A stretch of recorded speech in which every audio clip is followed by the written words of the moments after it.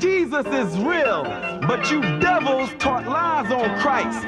So many lies that when we come with the truth, people think that the lies is the truth and that the truth is the lie. Who changed the truth for God into a lie?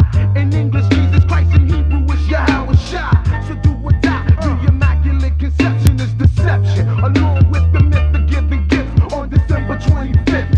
Christmas is Satan's clause, the birth of Nimrod, and not the son of God. To you was kinda odd. On the Passover, Christ was born in the spring. So now we bring the truth about the King of Kings. That's Black Jesus and not Caesar Borgias. And the facts can't be changed. It's all about the Most High. It's all about Yahweh Shai. It's all about the Most High. It's all about Yahweh Shai. It's all about the Most High. It's all about Yahweh Shai. It's all about the Most High. It's all about Yahweh Shai. It's all about the Most High.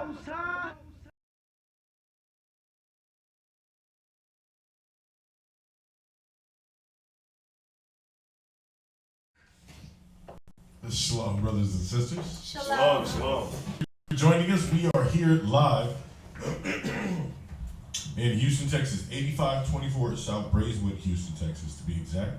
Our class days are Monday, Wednesdays, and Fridays.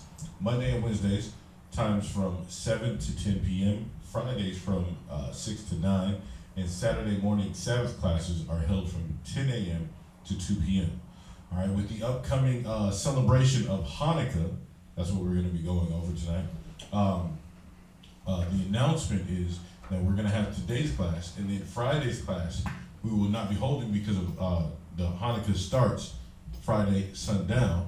All right, so if you're in the Houston metropolitan area, please come on in, partake, break bread with us. We would love to have you here. Bring the husband, bring the wife, bring the kids. Bring the whole family, the whole shindig. It's going to be beautiful. And that's going to be held 8 days. But Saturday morning, we will have Sabbath class. And that will resume. The time frame on Saturday is going to be at 10 a.m. to 2 p.m. or whenever questions are answered. All right, so again, we will not be having class this Friday night because of Hanukkah. But we will resume class just on Saturday for Sabbath class, as well as next Saturday for Sabbath class. And that time frame is 10 a.m. to 2 p.m. All right. If you're in San Antonio or you're in Albuquerque, all right, and you want to, or Austin, and you want to get some class, please hit us up, contact us. You can contact Priest Kazak at 281-707-2737. Or you can contact Priest Quatazop at 303-557-8979. All right. We have kids class, and that's every Sunday from 2 p.m. to 3 p.m. All right. You can, however, watch previous recorded kids classes on ISBHPK Kids channel, and that's on YouTube. All right. You can watch our live classes on ISBHPK.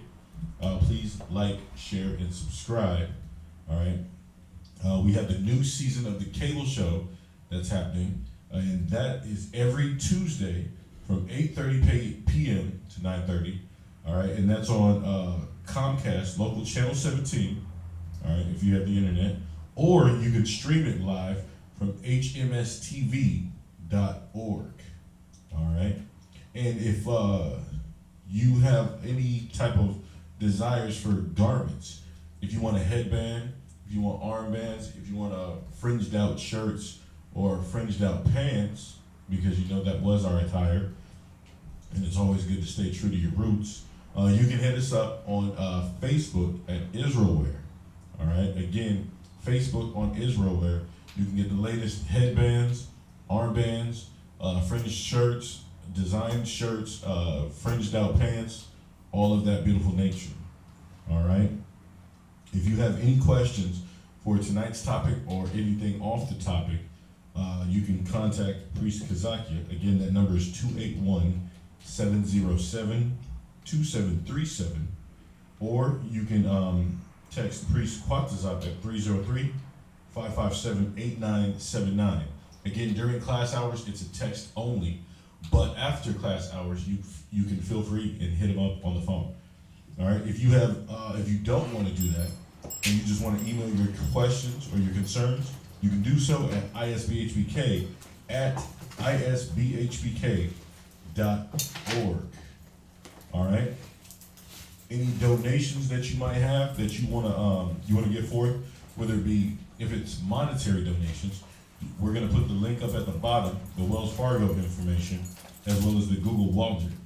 All right, and you can hit that up and send your monetary donations that way. If you have anything else that you want to give, whether it be books, pens, papers, pencils, encyclopedias, dictionaries, please feel free to drop it on by, because that will be put to good use.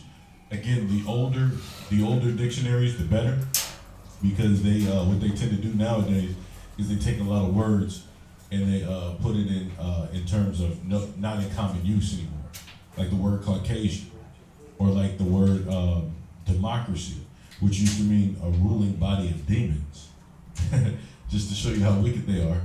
But now they changed the definition of that. So the older dictionaries, the better, as well as the encyclopedias.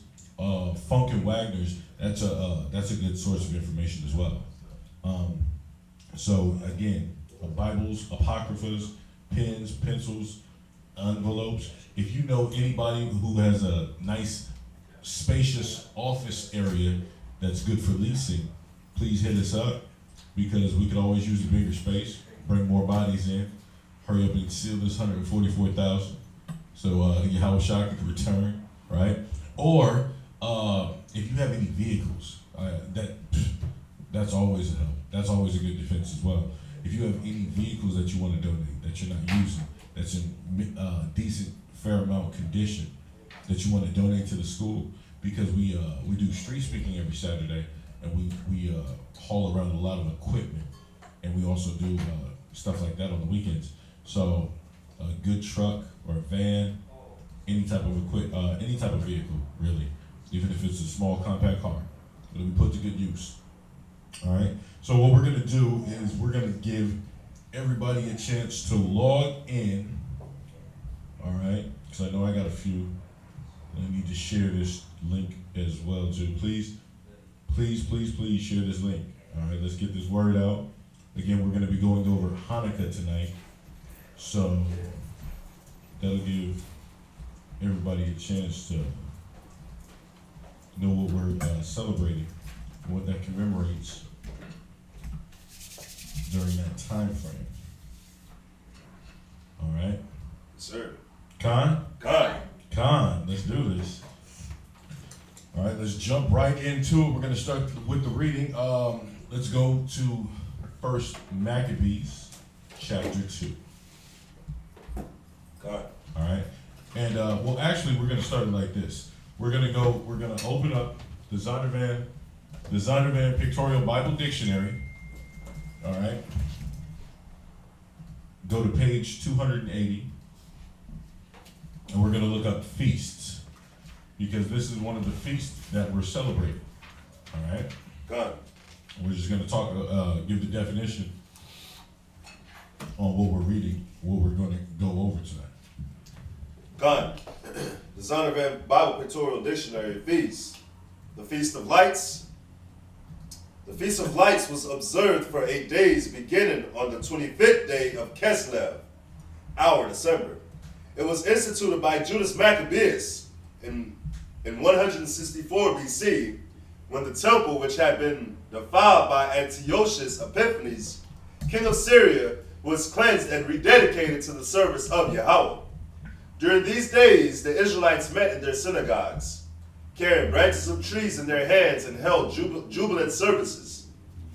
The children were told the brave and stirring deeds of the Maccabees to rouse them to noble emulation. Right. So during the time of the Maccabees, this is 164 BC. All right. The in rulership was Antiochus Epiphanes. All right. And what he had did, what him and his nation did, was come into Jerusalem and they defiled it. They defiled it, and Maccabeus. Well, we're gonna read it. Oh, yeah. I'm sorry. I'm jumping ahead. My bad. Why are you gonna go over it? We're gonna read it. Right. We're gonna get into it. jumping ahead. So, okay, so we just gave the definition on that. And then, again, during this time frame, it's 164 BC. All right? Yes, sir. Can I say something on what we're about to read as well? Go ahead. When you read the book of Maccabees, whether book 1 or 2, it gives you another understanding as to why they took these books out the Bibles. Because when you read, it says that the children were told the brave and stern deeds of the Maccabees to rouse them to noble emulation. You could see why they took those books out the scriptures, especially the Maccabees. And when I was in Jamaica, my grandmother told me that if they found you with a Bible with the book with Maccabees in the Bible, the book of Maccabees in the Bible, they'll kill you. Wow. I don't know how true that was, but that's what she told me that. And you can see why. You can see why they took it out, because when you read 1st and 2nd Maccabees, you see how brave those men were. Right, we're going to get into it. We're going to go into it, and this is what's supposed to spark us. So let's get right into it. Let's go to 1st Maccabees, because it's a lot to get through, but there's a lot of young brothers and sisters that want the history and the background of this. Okay. So go ahead and let's surf at 1st Maccabees 1:1. Okay. 1st Maccabees chapter 1, verse 1. And it happened, after that Alexander, son of Philip the Macedonian, who came out of the land of Shittim, had smitten Darius, king of the Persians and Medes. Right. So you have now here the Greco-Roman Empire coming into rule. This is really good for a lot of the people that try to act like the Bible is a comic book. It's not real. It's not real history. This is made up. That's all lies. These parts of the Bible show and go with history. So if you know your history, a little basic history, you have the Assyrian Empire came into power. Then the Babylonians came into power. Then the Persian and Medes, then the Greeks, and then the Romans. The Babylonians came into power in 586 BC. Then the Persian and Medes came into power in 538 BC. Then the Greeks came into power 333 BC. And then the Romans came into power in 227 BC into full power 27 BC. So you have these nations. So 586 BC for the Babylonian Empire, right? Then you have the Persian and Mede Empire, 538 BC. Then the Greek Empire, 333 BC. I was just going off ahead, but I'm glad I was correct. And then you have the Roman Empire. The Roman Empire in 227 BC. In full power, they came in 27 BC. So this is all historical. Yeah. The 538, who was that? That was the Babylonian. 538 is the Persian and Mede Empire. See, and when we go over Daniel's the 7th chapter, it goes into these empires and it correlates with history. I'm going to say it again. When you go into Daniel's the 7th chapter and you go into the different kingdoms that were going to rule, that were going to eventually lead us into the latter-day kingdom, it goes right with history. So you can go Google these empires, and it goes right with the Bible. So why would they say that the Bible was written by Shakespeare, or the Bible is not a historical book? So going into the Apocrypha, okay, like the brother was bringing out, it's important to know that when you read in the first book, you have a man that is known and well known in history. And what is his name? Read it from the top. And it happened after that Alexander, son of Philip. Right. Alexander the Great. This is the Caucasian, the Edomite, that was a homosexual, okay, that had sex with his horse. Syphilis. Right. So what do we got on him? Just a little bit. What you got? It says Alexander the Great, son of Philip, king of Macedonia, and Olympias, the Emperorite princess, born in 356 BC, although not named in the Bible, he is described prophetically. But that's a lie. He is named in the Bible. Right. Go ahead.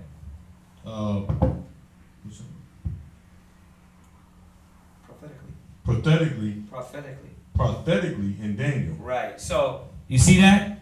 They even know that he was prophetically. Oh, he's the leopard. Yeah, he's the leopard.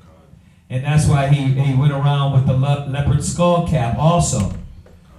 So, y'all got to understand that this is showing you that the Bible is your history book. So, we're talking about Alexander the Great coming into power. And it's being recorded by Hebrew Israelites of how, when he came into power, how vicious, cruel, demonic, and filthy these Greeks were. Okay? Go ahead, read on.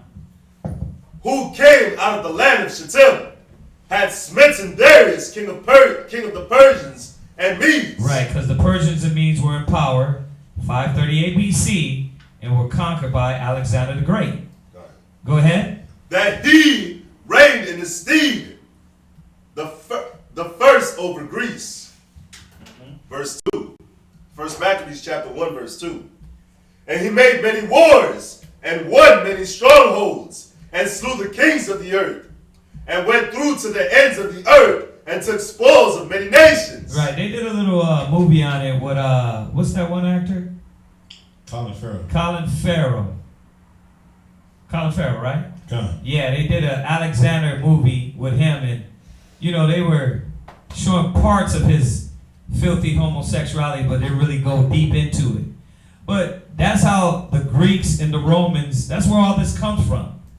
The homosexuality, the having sex with animals, the orgies, the dildos, the bats, sleeping with their dogs. That's where all this comes from. It comes from the Greco-Roman Empire. So you're going to get some understanding and background about them and, how we eventually conquered or came back and fighting them. Go ahead. So that last verse, you're at verse 2, right? I'm on verse 3 right now. Okay, so in verse 2, read that again. Verse 2. And made many wars, and won many strongholds, and slew the kings of the earth. So during that time frame, he conquered all the dark known races or race nations in just 12 years. So when he came into power and he started making these wars against all these nations, he conquered all the known dark race nations in just 12 years. Right, because at that time it was everybody during that time was dark. Right. So you got the Greeks coming into power, coming out of the caves and starting to rule. Okay? So this is a very important period. Go ahead. Verse 3. Uh-huh. And went through to the ends of the earth, and took spoils of many nations, and so much that the earth was quiet before him. Whereupon he was exalted, and his heart was lifted up. Right. And this is that pride that's lifted up in the Greeks and the Romans and the so-called white people. But also, they knew that this power was given to them. That it was given to them to rule. They knew it from Daniel's.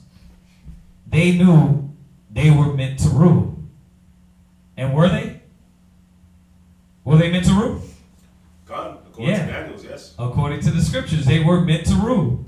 Because the Most High had gave them power, because what was Israel doing? We was off. Right? God. So, go ahead. Verse 4. Uh-huh. And he gathered a mighty strong host, and ruled over countries and nations and kings, who became tributaries unto him. Right. So Alexander the Great, he set up these 4 different realms. He had 4 different generals, and he set up these 4 different generals to control 4 different realms of the known world during that time. Okay, go ahead, read on. Verse 5. Uh-huh. And after these things, he fell sick Right. and perceived that he should die. So, you see how it's not going into all his conquering. Because this is our history. See, now you have to see why the history is not written in detail of the Israelites. Because when nations come into power, when kingdoms come into power, they're not trying to tell you, oh, we got conquered by these people. Oh, they were great people. Right? If you leave it up to America, if America ruled for another 1,000 years, think about how the history would be rewritten to show that they were the mightiest empire ever. So we got to think about this. So now we can kind of get a glimpse of why, when you look at the history of the Israelites, of our identity and nationality, of where's the archaeology and the anthropology of these people, right? All the things they dug up, it's rare. Why? Because they were burning our history books. They were suppressing us. When we were in the Egyptian Empire, we were the slaves on the wall. When we were in the Assyrian Empire, let's go further back, the Assyrian Empire, we were the slaves. You come to the Babylonians, we were the servants. So why would they put our history up? They got a little glimpse of knowing that they ruled over us. Like when you look at the Moabite stone, that was an empire speaking about us. That wasn't ours. See? So you got these different stones and nations that tell you a little bit about the Israelites, which no doubt, they're not going to give all the information. Oh yeah, we had a war with them. They were giving us hell. They want to make themselves look good. So you can see why we're not writing about Alexander the Great into the level of his ruling. We're going to what we did as a mighty people. Go ahead. Verse 6. Uh-huh. Wherefore he called his servants, such as were honorable, and had been brought up with him from his youth, and parted his kingdom among them, while he was yet alive. So the four realms that he was speaking of, the four realms you can write, we went over in a class before, but you can write it down. It was Lysimus, that's Lysimachus, Cassander, Ptolemy, and Seleucus.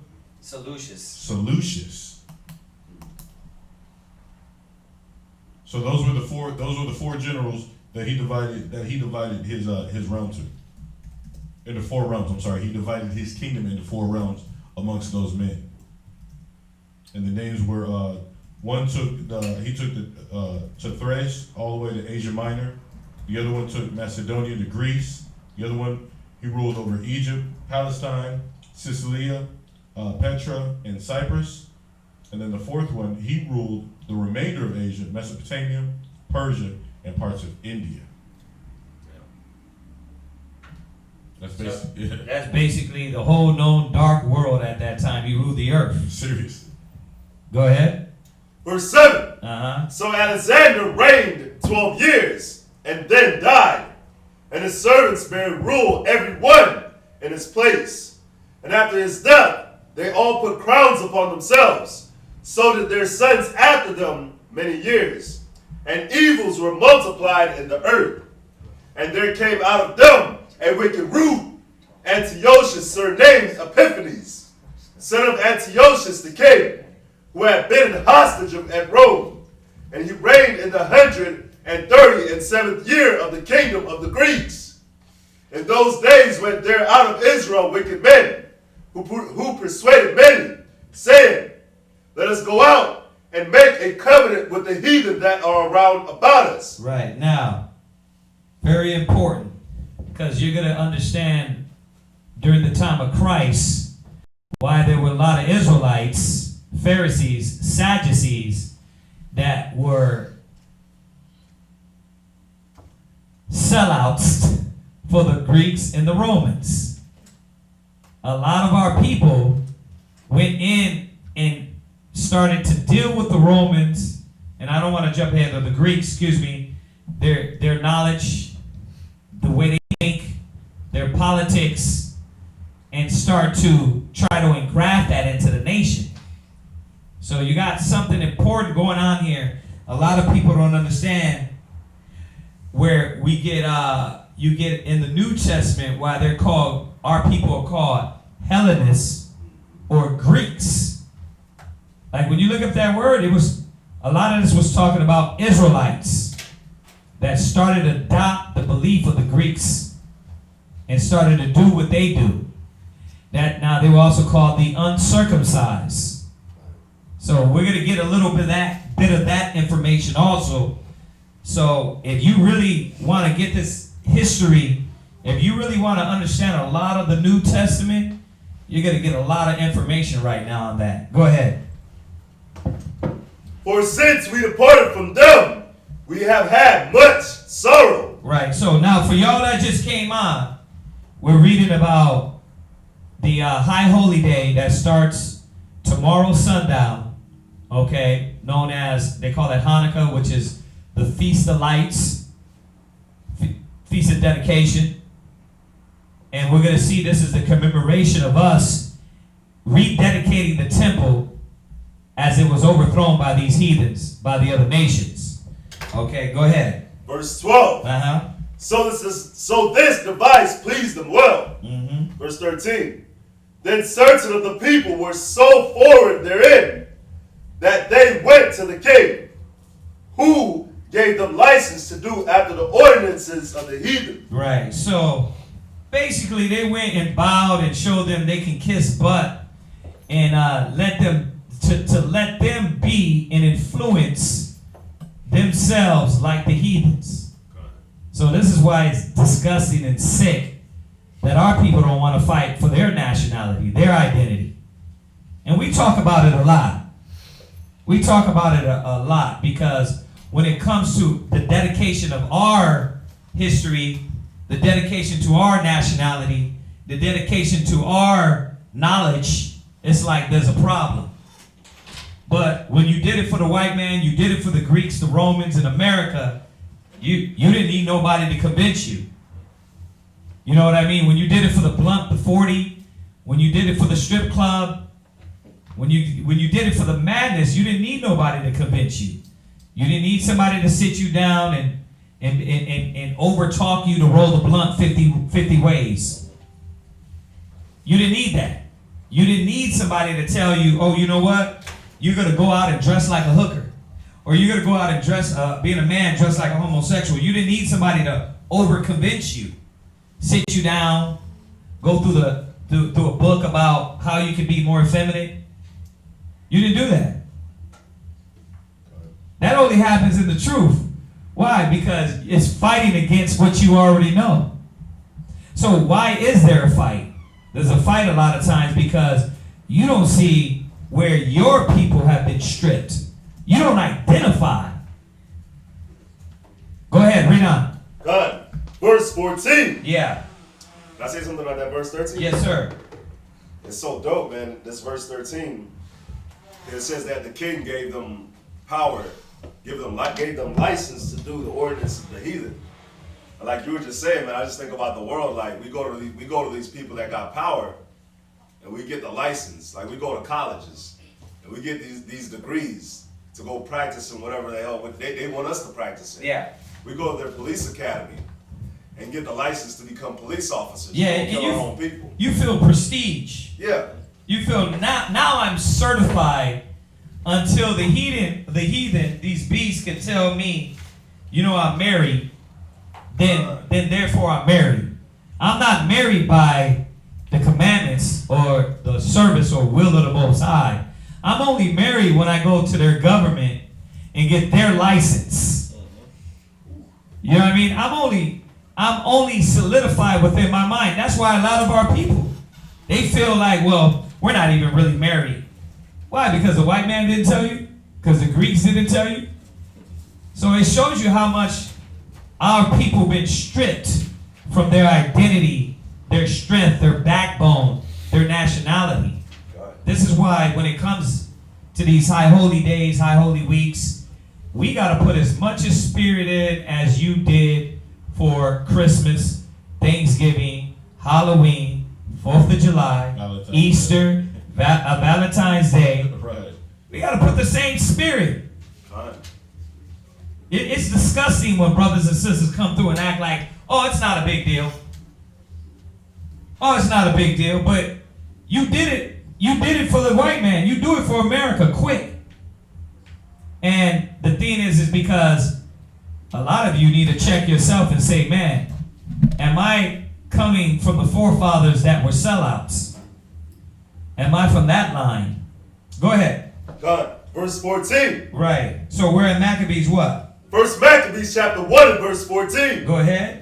Whereupon they built a place of exercise at Jerusalem, according to the customs of the heathen. So in case you didn't know, that was called the gymnasium, which means house of nakedness. Go ahead. Verse 15.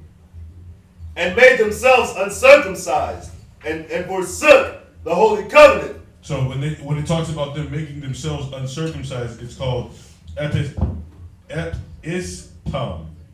That's EPISPASM, and that's where they surgically took it's a form of foreskin restoration to reverse circumcision, and they historically practiced that among the Jews with the Hellenistic Jews. And with the Roman cultures and the Grecians. You can also read that in the Josephus too. So it's basically a reverse circumcision. They would find some way to cut some skin off and put it over the skin that was circumcised. Because they wanted to be so much like the Jews. Like the heathen. Like the heathen. So, Yes, it's disgusting. But that's think about the same logic. You know, you got to look at the logic in this history that we're reading in. It's like, this is why it's hard for us as Negroes, West Indians, Haitians, Dominicans, Puerto Ricans, Mexicans, as Hebrew Israelites, to shake ourselves from these customs. You know? Yeah, I agree with you, because it'd be the simple customs, like growing your beard out. You're not prestige unless you shave your face, you wear a monkey suit, and then you go to a so-called 5-star restaurant, and then you're eating the most defiled creatures known to man, and they say that's a delicacy. So you got to look like a baby-faced homosexual, and then you got to eat defiled foods, and you got to uncircumcise yourself to be called sophisticated, to be called beautiful. Nah, that's that Uncle Tom syndrome. That's that what is it when you fall in love? Stockholm syndrome. That's that Stockholm syndrome that Israel gets, and we're seeing that. Yeah. Go ahead. and made themselves uncircumcised and forsook the holy covenant. Okay, now for all y'all that want to be scholars and understand what Paul was talking about, the uncircumcision. He wasn't talking about the Gentiles, the other nations only. He was talking about a lot of Israelites that followed the customs, that started to make themselves act, look like, be like, walk like, talk like the other nations. This is what's going on here.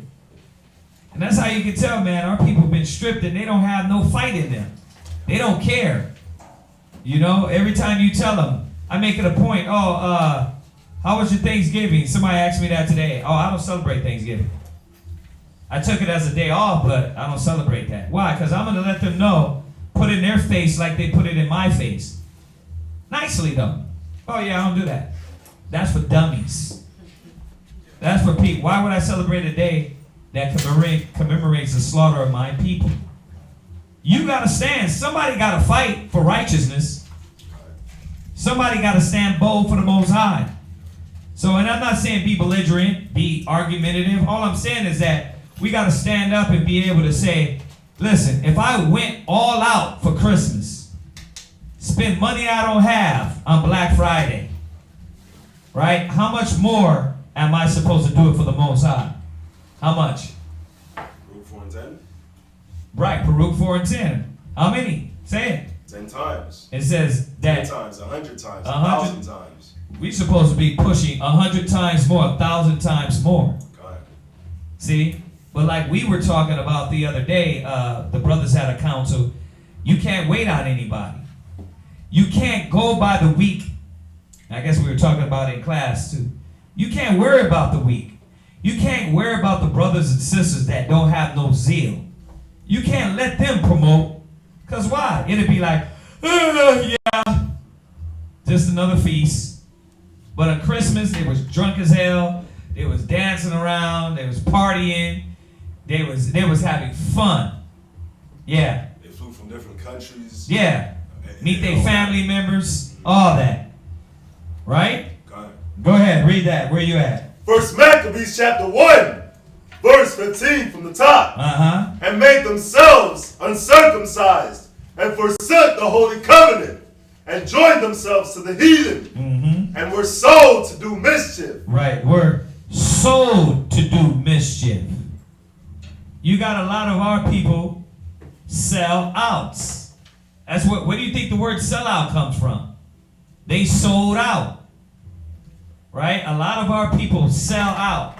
They don't want to have no identity. They're American.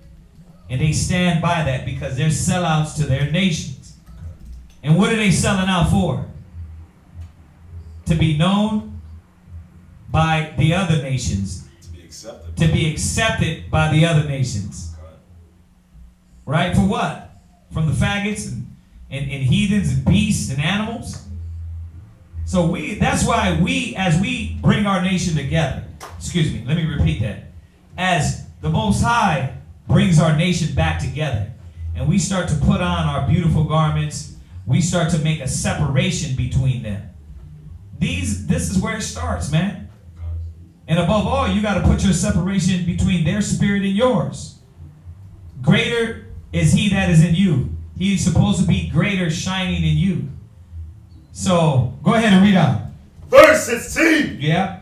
Now when the kingdom was established before Antiochus, he thought to reign over Egypt, that he might have the dominion of 2 realms. Wherefore he entered into Egypt with a great multitude, with chariots and elephants and horsemen. Right, so remember, these kingdoms were divided into 4 different realms. I think Ptolemy was over Egypt. God. So what happened is Antiochus was a greedy demon, just like America. They ain't care about, the Democrats don't care about the Republicans. The Republicans don't care about the Senate, right? The House, right? They don't care about the judicial system. They care about their pocket. They care about furthering their agenda. This is their history, man. God. So Antiochus was greedy. And remember, what did it say earlier? That Alexander divided these kingdoms to the 4 friends that he knew growing up. Right? So Seleucus, Ptolemy, Cassander, Lysimachus, Alexander, they all knew each other. Now, we know Antiochus Epiphanes, he came out of the Seleucus line. So he came down the road. Okay? But they were supposed to all be brothers. Family. But the reason why, these men fight for this power is because that's how Esau is. You can't even trust him. How did they do their own people in America? We talk about that all the time. The thing is, you're seeing it in history now. You're seeing it in the Bible now. What? You saw it during World War II. You saw it during World War I and World War II. Yeah. You come back with half a body. And now you're right now out in the street begging for money. No teeth. That's how Americans do, but that's how the Greco-Romans do. Yeah. Oh, I was actually talking about like the actual leaders of those countries in World War I and World War II. Right. How they, instead of them living in peace, all that started in Europe. That started with their people. Yeah. Over nothing. Yep.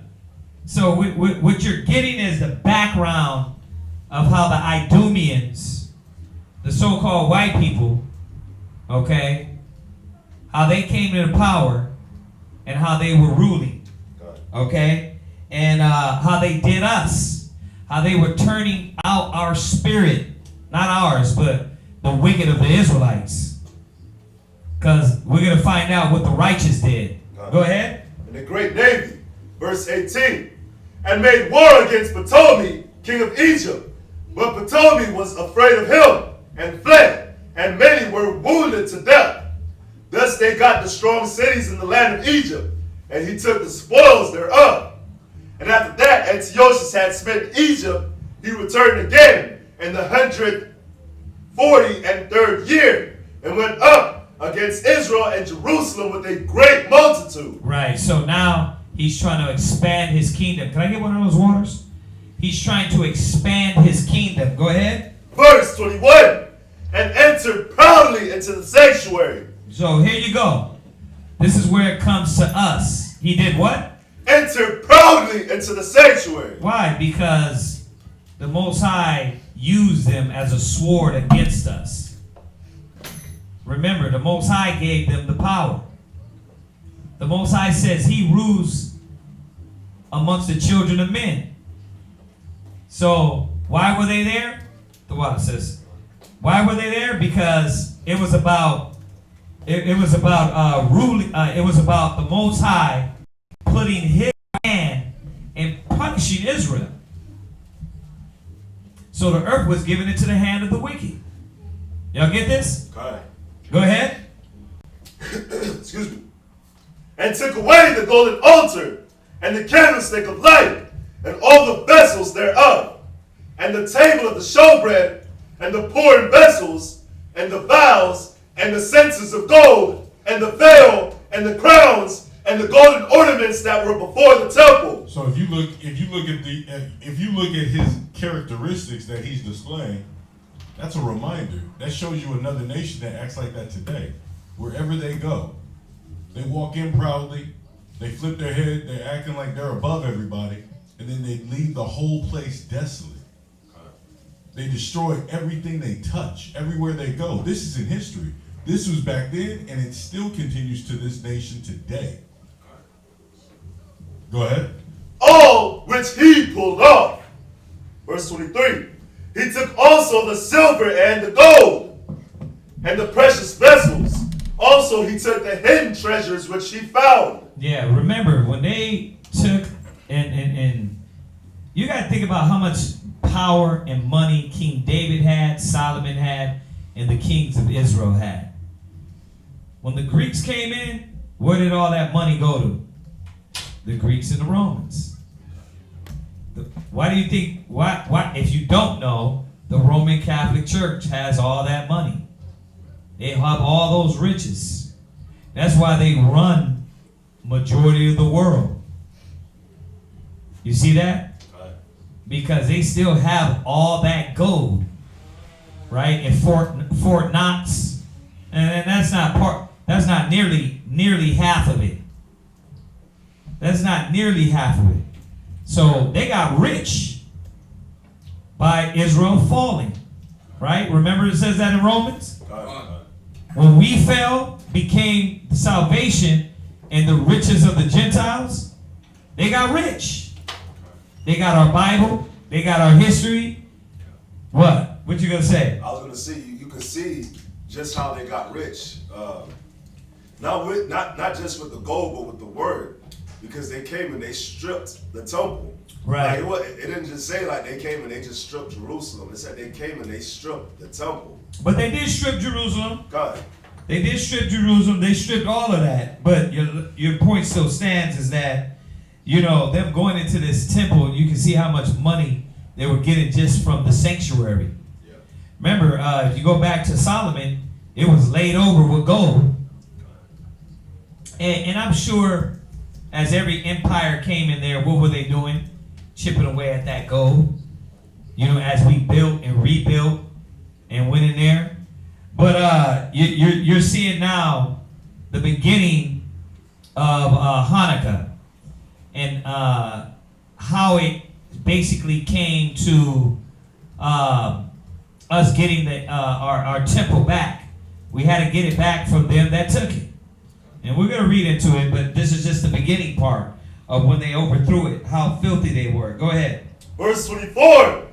And when he had taken all away, he went into his own land, having made a great massacre, and spoken very proudly. Right, he said he made a great massacre. Once again, Israelites, millions of Israelites are dying here. Just like when the Spanish conquered. Just like when the white man came over here and settled. Massacres. Go ahead. Verse 25. Therefore there was great mourning in Israel, in every place where they were, so that the princes and elders mourned. The virgins and young men were made feeble, and the beauty of women was changed. Every bridegroom took up lamentation, and she that sat in the marriage chamber was in heaviness. Verse 28. The land also was moved for the inhabitants thereof, and all the houses of Jacob was covered with confusion. Right, and that's what's going on now. Israel is covered with confusion. Confusion of faces, confusion of the identity, right? You're having to work hard, right, to stand and fight for righteousness. Right. See, but here's the fact, man. You can't understand your history, read your history, and know your identity, and still be confused. You got to see why he put dope in your community. You got to see that. You got to see why he put religion and the white Jesus in your community. You got to see this. You got to see why he gave the woman pants. He gave the man spandex. You have to see why. This was all to break you as a nation. And look at your nation now. Is it that much deep we got to go into the Bible to see when you go through the ghettos and the slums that those people are effed up? Is it hard to see that? Nah, man. It's not hard to see that, without giving brothers out of brothers information, you look at, man, these families that are raising their children on getting high and doing drugs and to love faggotism, love homosexuality. You got parents that teach this. Like it's okay to like that. To have what's the word? What's the word Americans like to use a lot? acceptance for that. Acceptance for it, but it's a word. Free will? Nah, it's a word they use. When they want you to put up with it. Tolerance. There you go.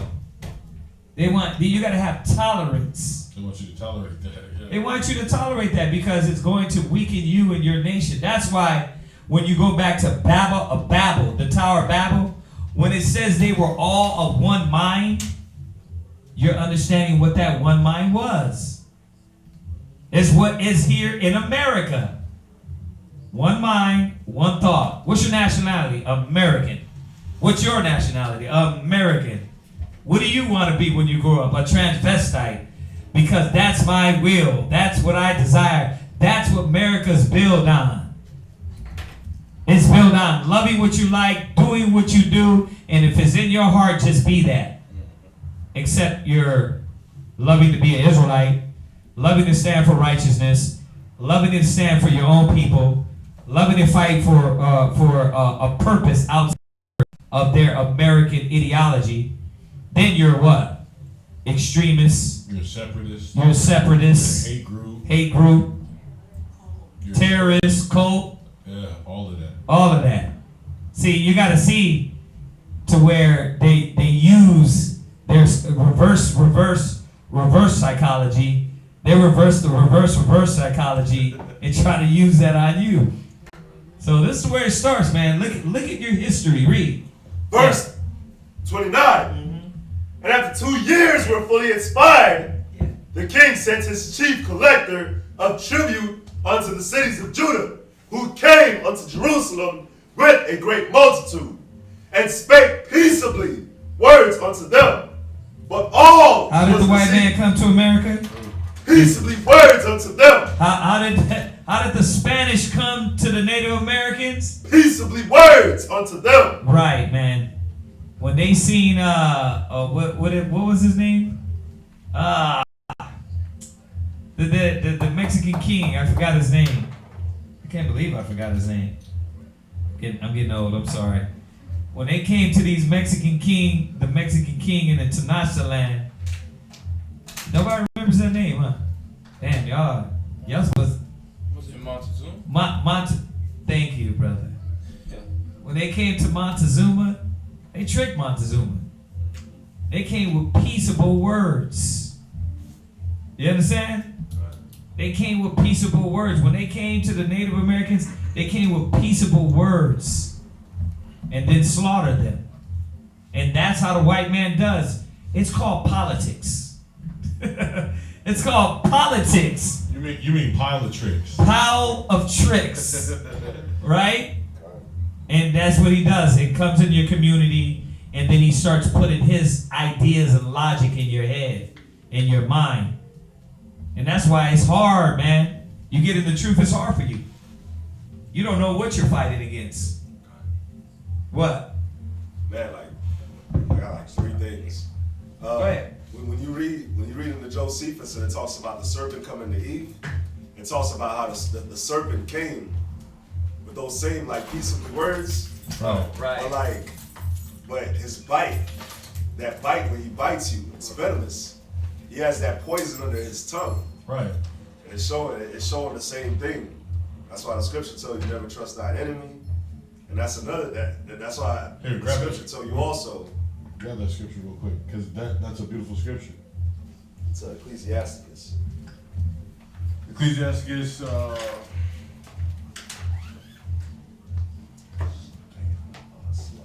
It's Ecclesiasticus chapter 12, verse 10. go ahead. Never trust thine enemy. Why are you not supposed to trust your enemy? Because what's going to be the end result? Disaster, destruction, discomfort, Go ahead.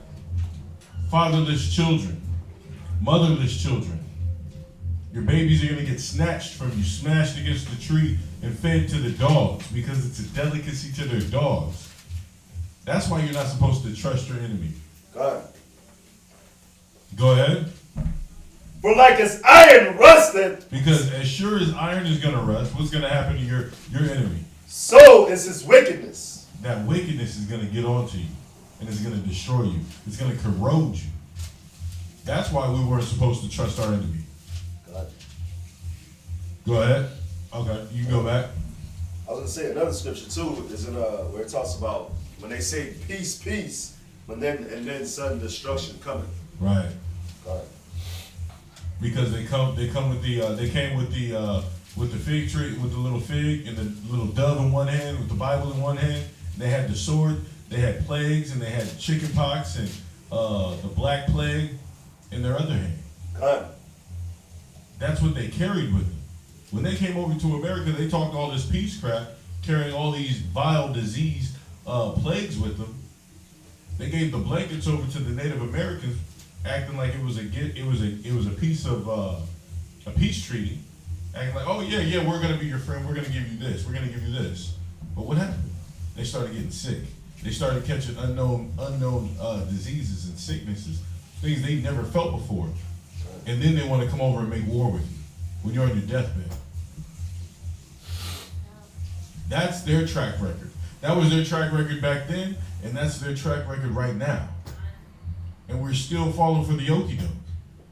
That's why you heard on the news about that tribe that killed the missionary. Oh God, yeah. They said they killed him because they don't want none of him to bring disease over there. Wow. He went over there in the name of Jesus, and they shot him right in the chest with an arrow. Because they don't want any of Americans' ways. They don't want any of that wicked man's ways. God. But our people, we're dumb to it. We love to flock into it. And we gotta wake the hell up. Just on that, Isaiah 1 and 3. Isaiah chapter 1 and verse 3, because we gotta wake the hell up. We gotta see what's going on. We're not supposed to be trusting our enemies. This is in history. Go ahead. Isaiah chapter 1, verse 3. The ox knoweth his owner, and the ass his master's. These are animals. An ox and an ass, a mule. These things know where their home is. They know where they live. Right? Go ahead. But Israel doeth not know. We don't know who we are. We're walking around in this confusion, and we're walking around in this confusion of faces, trying to be like the heathens, when we need to come back to our nationality. And that's what we're going over. Go back to Maccabees. God. Verse 30 from the top. Maccabees chapter 1, verse 30. And spake peaceably words unto them, but all was deceit. For when they had given him credence, he fell suddenly upon the city. So, see, as soon as they came, they opened up the door, they walked over to him and said, peace. Then the men came in and seized the city. Go ahead. He fell suddenly upon the city, and smote it very sore, and destroyed much people of Israel. And when he had taken the spoils of the city, he set it on fire, and pulled down the houses and walls thereof on every side. So they didn't just overtake the city and just take all the spoils. They wanted to destroy everything that was around it, everything that was in the city. Go ahead.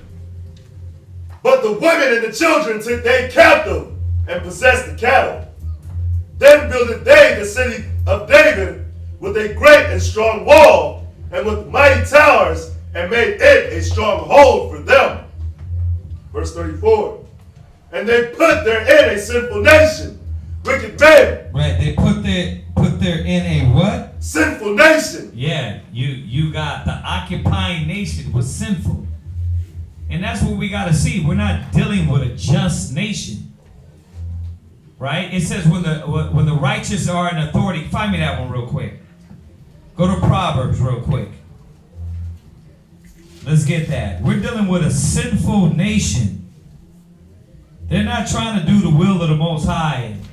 Proverbs 29 verse 2. They're not trying to do the will of the Most High, man. They're not trying to do the service of righteousness. They're not trying to serve and protect. They're trying to break a nigga's neck. They're not trying to serve and protect. Y'all have to understand this, man. They're not worried about bringing democracy to these other nations. They're going over there to get oil, money, and gold. That's what these kingdoms is a wicked kingdom. Go ahead and read that. Proverbs chapter 29, verse 2. Uh-huh. When the righteous are in authority, the people rejoice. Go ahead. But when the wicked bear rule, the people mourn. Right, the people mourn. So y'all have to see, man, we gotta break up out of this stupidity. You know, the funny thing is this, as we go over this, I think about how long I've been in the truth. And we've been saying this over 40 years now. 40 years now, to the level of the Hebrew Israelites being on the corners throughout America. We've been waking our people up. Now, a lot of them are waking up, but a lot of them still sleep and not understanding. We got to come to our own, man. We got to believe in what the Most High set for our nation. God. Yeah. Go ahead, read that. Go to Proverbs 28 and 28.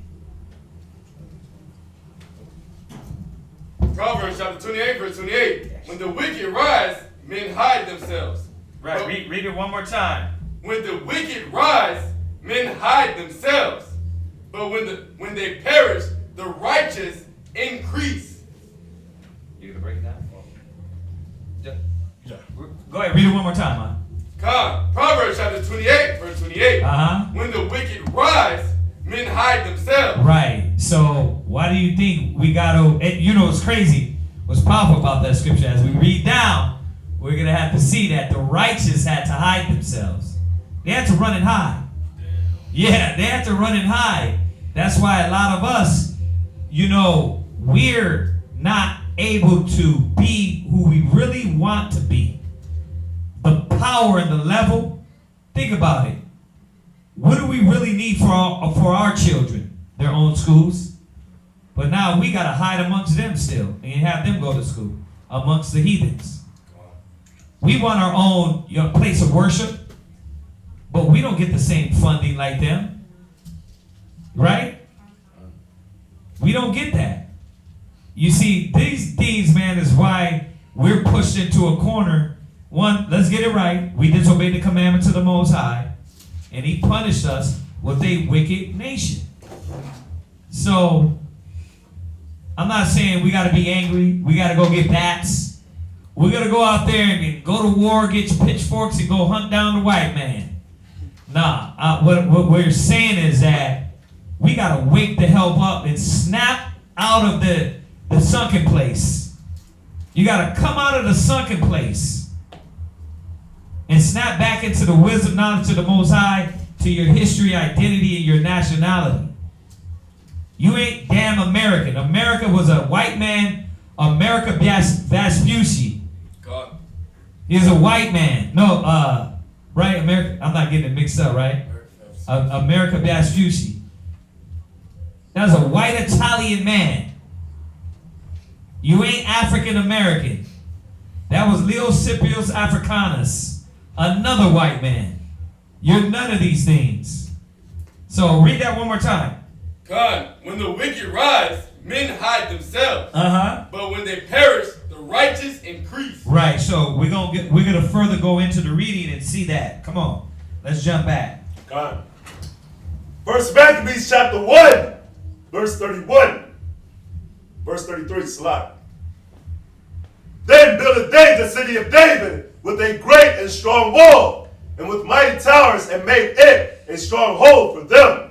And they put therein a sinful nation, wicked men, and fortified themselves therein.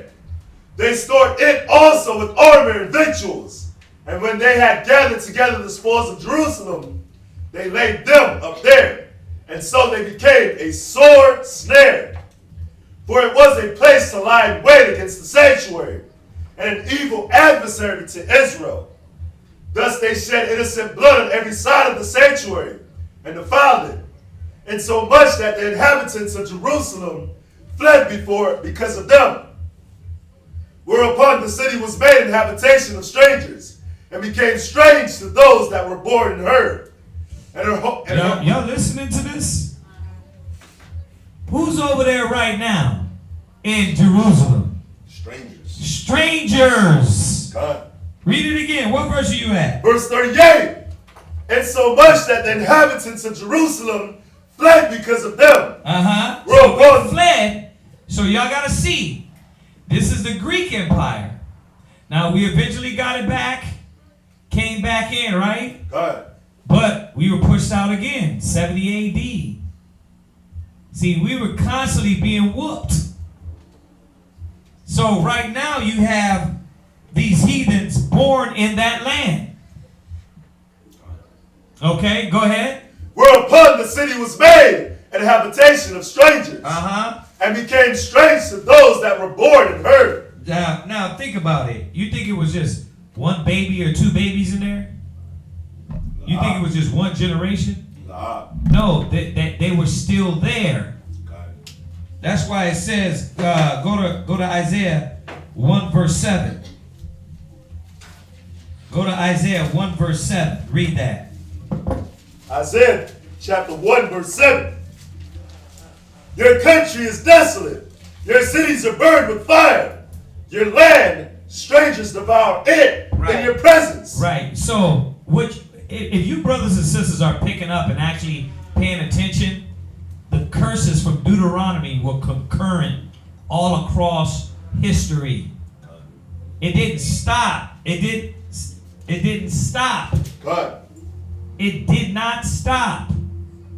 Nation and nation after nation and nation, we could not run. Now, where the heck you think you're gonna run now? You got too many Israelites thinking, oh, we gotta go over here to this land. Heathens possess that. The earth is given into the hand of the wicked. Stop coming up with that madness, man. God. Read, come on. and it is desolate as overthrown by strangers. See, now this was during Isaiah. We jumping all the way back to the Maccabees. Let's jump back to the Maccabees. This was during Isaiah, and he said the same thing. God. Go ahead, go back to Maccabees. First Maccabees chapter 1 verse 38. And so much that the inhabitants of Jerusalem fled because of them, whereupon the city was made an habitation of strangers, and became strange to those that were born in her, and her own children loved her. Her sanctuary was laid waste like a wilderness. Her feasts were turned into mourning, her Sabbaths into reproach, her honor into contempt. Now you see why we can't really serve the Most High like we want to? Because we're in the midst of a crooked and perverse generation. You want to serve the High Holy Day, but you can't do it till you get off of work. God. Like, yeah, I'll be there after I get off work. You're not really serving it like the Most High said. We're serving it in a captive land. Right? We got to do it at night when everybody get off of work. The feast was supposed to be all 7 days. Partying and rejoicing. Not worried about work.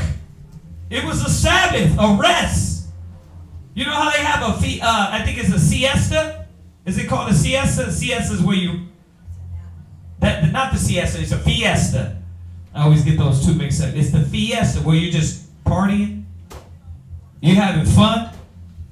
That's what our feast was supposed to be. In commemoration of the rededication of the temple for 8 days straight? 8 days. See, but now we got to do it. Why? We can't do it every day because what happened? I got to go to work the next day. It's getting kind of late. It's getting kind of late. 3 hours, come together, you leave. If that. And then you come not spirited. So you're like, oh, man. You're trying to put your spirit in, but what happens? You can't because you're in the land of captivity. But the Most High still sees your heart. Because he sees us rehearsing the righteous acts. Same thing with the new moons, the Sabbaths. Right? All our holy days. We can't do it like in the kingdom. Like in the kingdom, we're going to be able to really serve and praise the Most High. God. You ain't going to have to worry about buying Edomite clothes. All the clothes are going to be what we wear in Jerusalem. The same thing. No cross fabrics. You're not going to have to worry about the cross fabrics. You're not going to have to worry about smelling pork in your neighborhood or crab or lobster. You're not going to have to worry about that. See? But this is what we're fighting for. Y'all get it? You see why a lot of our people are comfortable? Because it's easy to them. That's how they grew up. You're the heathen now. Go ahead, read out. God. Verse 40. Go ahead. As had been her glory, so was her dishonor increased. Go ahead. And her excellency was turned into mourning. Her excellency was turned into mourning. The beauty of Jerusalem is no more now. You looked out there in the street, you look at the black woman is the queen. No, she's not. She's the queen of what? Queen of the nappy-headed hoes? Because that's how they look at him. Oh, the black man, he's the kings of the earth. How? The nigga's on selling drugs on the corner. How the hell is he king? King of what? King of the corner? King of selling dime bags? How is he a king? He's a king pusher man. Yeah, king pusher. He's not a king no more. At least we don't act like it.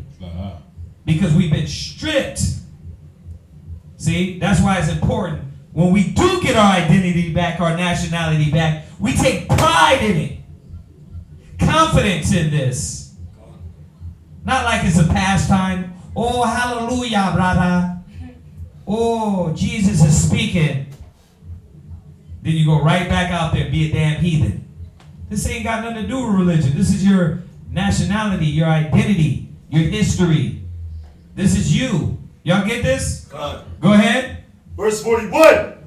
Moreover, King Antiochus wrote to his whole kingdom that all should be one people. That all should be what? All one people. You see this? Same thing in the Tower of Babel. All one people.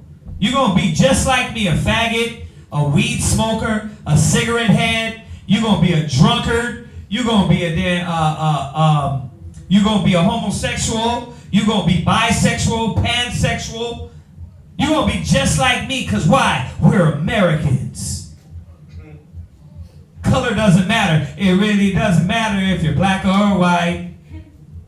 Why? Because they want it all to mesh in. They want you to forget who you are.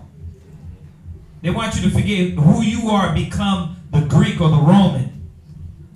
Go ahead. Verse 42. Uh-huh. And everyone should leave his laws. And by the way, you had to leave your laws. All the things that the Most High said that this would be your wisdom inside of the nations, we had to leave those. Go ahead. So all the heathen agreed according to the commandment of the king. Of course the heathen did. They was like, I'm with it. Yeah. Of course China, Japan. Oh. Go ahead. No, you said that because I was watching The Last Samurai? And when America came over, they started turning they said they were going to change their ways to the Western customs. Basically, they were Americanizing themselves. Right.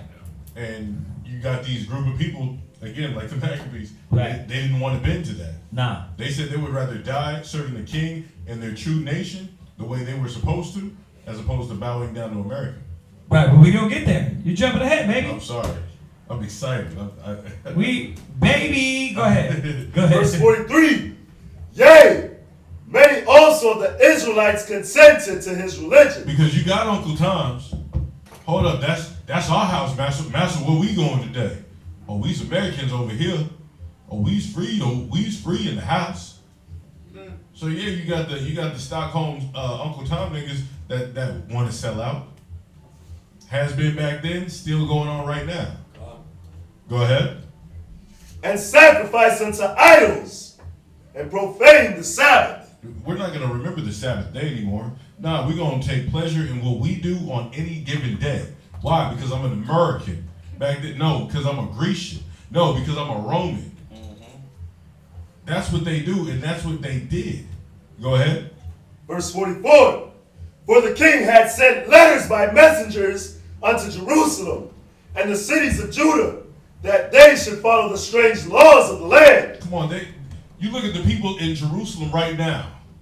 They got gay clubs in Jerusalem right now. So yeah, they want you to follow their ways. And they're making it priority that you follow and be like-minded like them. This crap is horrible. Go ahead. Verse 45. And forbid burnt offerings and sacrifice and drink offerings in the temple. I know you're not trying to sacrifice to the God of heaven. I know that's not lamb I'm smelling. Now that better not be no frankincense and myrrh. That better be some sage and some patchouli. Yeah. Right? You bet if you burning meat, you better be sacrificing these pigs or those children. Yeah. Yeah, it's gonna be the mistletoe. You ain't got the mistletoe. You don't celebrate Christmas. But you ain't got no jack-o'-lantern? No. We celebrate Feast of Lights. Oh. Okay. Right? What's that? That's what they do. You know what it's the pride that Americans have, that they really think, man, I really want to curse out at this time, but they really think their crappy kingdom is so much more prestige when it's beat down. You know, it's trodden down. Their kingdom ain't worth nothing. Wait a minute, you don't want to go downtown? It ain't even surviving. You don't want to go downtown in front of the Macy's building and watch the 18-foot Christmas tree? Yeah, bro, y'all think this is living? Come on, man. You think America? No, listen. Put your mind in money. Say if you have money. You still think it's living? You think this is living when your land, you can go buy your own house, your own land, and it can be stripped from the tax man? That ain't living. That ain't living. You living because You got money, you can buy your car, you can buy food when you want, clothes when you want, or travel when you want. But you can't even know your true history. You can't even open up a school and teach what you want to teach. How is this living? You got to get permission to speak on the street corner. You got to pay to speak about the word on the street corner. Yeah. I mean, if you want a mic, like if you want to be loud and have people hear you, you got to pay for that permit. And then they still come around and try to. I mean, just think about it. Like out here, this ain't New York. We speak out here with no mic. Ain't nobody hearing us. That's gonna drop right there in the middle of the street. Ain't nobody. There ain't people walking around like New York. So you got to get a mic to hit every building, every house. But these are the things, man, we've been stripped from, are the natural things that was to live and be and survive. And we don't see any worth in this no more. We don't see no worth in our people, our nation, our identity. You should be ashamed of yourself if your husband has to argue with you about the standard and code of what an Israelite woman is. You should be ashamed if a brother has to argue with you about a standard and code what a Hebrew Israelite is. That shows you you're damn brainwashed. Excuse me, your brain dirtied. Yeah. I was going to say, if I could read the scripture. 45, yeah, where you at? Come on, pull it quick. Maccabees chapter 1, verse 45. Uh-huh. And forbid burnt offerings and sacrifice and drink offerings in the temple. Yeah. And that they should profane the Sabbaths and the festival days, right? Yeah. And it just made me think about, obviously, this was dedicated to the Most High. The burnt offerings, the sacrifice, the drink offerings, the temple, all that was towards the Most High. And if you look at our people now, even when we find out, okay, we're Israelites, that zeal ain't even there. Yeah, it's not. It's not there. Or you had it, but then you lost it, like the scripture says in Revelations, you lost your first love. Right, it's not there. Yeah. And that's why, you got brothers that talk about not gathering. It's all good. And you got brothers talk about not gathering. You did all this gathering for everything in the world. Everything in the world you gathered. Do I got to say all the holidays again? When it was a blunt session, what did you do? Roll that blunt. No, but what did it symbolize? Pulled up at the crib. Yeah, you pull up to the crib, the homies, right? We all puff, pass, right? Right. Shotgun, right? You passed it around. You weren't doing that. Yeah, you did it by your lonely, but you wanted to hang around with the homies and do it. And guess what? Nobody sit there and open up the Bible and said, hey, pass these blunt around. Be unified. Nobody said the blunt Bible, by the way. Nobody did that. You did it, and you loved it, and you did it with family. You did it with friends. You did it with neighbors. How many times you was in the world, the neighbor outside smoking a blunt, and what happened? Y'all in unity. That's a fact. You roll over to the neighbor, he like, his saliva coming off it and everything, but what you do? You take that and you hit that blunt. But when it comes to Hebrew Israelites, you don't need unity. You don't need to be at no school. You don't need this. It's like, you did all of that in the world, but when I'm trying to show love to people around me and unify with people around me that's like me, it's a problem. There's a deceptiveness, a destructiveness that's been embedded in us. And then that's why you don't have unity in your homes. The same knuckleheads ain't unified with their wife. Ain't unified with their children. So these things we're unifying in the feasts, in the festivals, in the Sabbaths, whatever school you're in and you're building in unity, that's what the Most High wants. See? Go ahead. Verse 46. And pollute the sanctuary and holy people. Right? Set up altars and groves and chapels of idols. Yeah, that's what this is about, man. It's about polluting your spirit. It's about polluting you, stripping you of everything, your essence, of that God being, and bringing you down to a damn animal just like them. Go ahead. And sacrifice swine's flesh. Right, and they love it. That's why this is a custom. There's a custom. Why do you think pork is the other white meat? Why the black man loves some pork? He loves all the unlawful foods. Right? Why? Because that's from the beginning what they taught you to eat and love and like. All the way through history, all the way up to slavery. Go ahead. And unclean beasts. Uh-huh. Verse 48. That they should also leave their children uncircumcised. That now you doing what? You ain't teaching the kids the laws and commandments. You want them to grow up like the heathen. You push them to Netflix. Now they're learning about how to be a faggot, a transvestite, pansexual. They're learning how to be a drug head. They're learning how to just live free, brush. You gotta just live, right? You know what I mean? Don't worry about all that, bro. Live life. Taking it too serious, bruh. Right, Chad?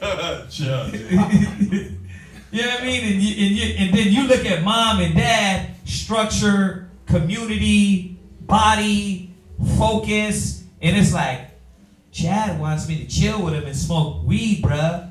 And mom is tripping out on this Hebrew Israelite stuff. They got to go to war now. Now your children are uncircumcised. You see why we got to stand? We got to stand up. Don't give a damn about what nobody's saying. Unless they brothers and sisters speaking out of this, we shouldn't have. We feel it bad? Feeling bad? Are you serious? Like, because mom or dad or uncle, I'll laugh them to scorn. They ain't no feeling bad because I ain't over there with them. I look at them like, y'all sick. You understand? God. But you got a lot of Hebrew Israelites still feeling like, well, if I don't go, they're going to think some way about me. So what? Who gives a damn? God. They should be thinking about their damn self. Read, come on. And make their souls abominable. Yeah, and make their what? Souls abominable. That's what it's about. It's about taking your spirit, raping you. Read, come on. With all manner of uncleanness and profanation. Uh-huh. To the end they might forget the law. That's what it's about. Because they know. All the nations always knew. If we can get them to forget the Most High, forget their laws, then we can conquer them. That goes into that Psalms 83, that the name of Israel shall be no more remembered. That goes into Judith, where I think it was one of the captains were like, Holofernes. yeah, Holofernes was like, listen, this is the only way to get these guys, is to get them to go against the laws of the Most High. They know that. See, that's why you gotta fight. You gotta fight. That's what this High Holy Day week is about. It's about fighting. It's about seeing how they defiled us, destroyed us, and what methods they use. We're not going into this like it's just a party week. Yes, it is a commemoration. But we in this captivity gotta understand the more of why it's important. Because these same tools, these same things they're using right now on you, dividing and conquering and destroying households and families. And that's what they did. Divide and conquer. We had no unity in the communities. We're all crabs in a barrel trying to get over on everybody. And if it's your next door brother, so be it. If you got to take him out, he got to go. That's what they wanted us to be. That's what they are, and they're great at it, aren't they? They're good at it. Because you go right now, knowing the Bible, right in your house and fight over that American dream with your husband, with your wife. Because you're still fighting that mind. Come on, read on it. God. And change all the ordinances. Verse 50. Yeah, they changed the ordinance. Daniel 7 and 25. They changed the laws, they changed the times, they changed the ordinance, right? God. So Hanukkah fell on their December 25th. But no, we ain't celebrating Hanukkah. We gonna make it what? Christmas. Right? No, the independence of them coming out of Egypt, you know, is April and late March, early April, right? No. We got July. That's when you gain independence. That's what. Not in Egypt. Not when you came out of Egypt. No, in America. In 14, I don't even know. Was it 1492 or something? The independence? 17? Oh, I got it all wrong. Hey, it ain't important. It ain't important. Yeah. It ain't important. You think I'm sitting down and giving a damn about America's independence? When I was picking cotton. Right. But that's what they did. And now your feast days are less important, and theirs is a what? National holiday. See, it's a nation holiday for them, but our days is not a nation holiday. Yeah, you know what it is? It's like, oh, you know what? So, I got a question on, do we have to make it? I had somebody ask me that about the High Holy Day. Do I gotta be there? It's like, nah, brother, you don't gotta do nothing. Damn. That's how I tell you. I'll be like, nah, you ain't gotta do nothing. But if you serving the Most High, if you serving the Most High, it comes free will. God. You see what I'm saying? I ain't gonna hit you like, brother, it's the commandment. Brother, it's the commandment if you want to follow that. Otherwise, if you still in this damn American mind, maybe you don't want that. Maybe you love this way. That's why you're always second guessing everything in the scriptures. You second guessing everything that has to do with your identity. But them, you're what? Yeah, the white man said it, he did it. He did it. That's what it is. That's what it's going to be. We going to do that. But the brother said it, you're like, I got to research that. The skin is kind of too dark. I got to research that. See, this is the problem, man. Come on. Verse 50. Uh-huh. And whosoever would not do according to the commandment of the king. Yeah, you see this? And that's what they did, man. That's what they did. That's what they do. They broke us. They break us. You know, in some cities, if you don't send your kids to their schools, what happens? They're taking them.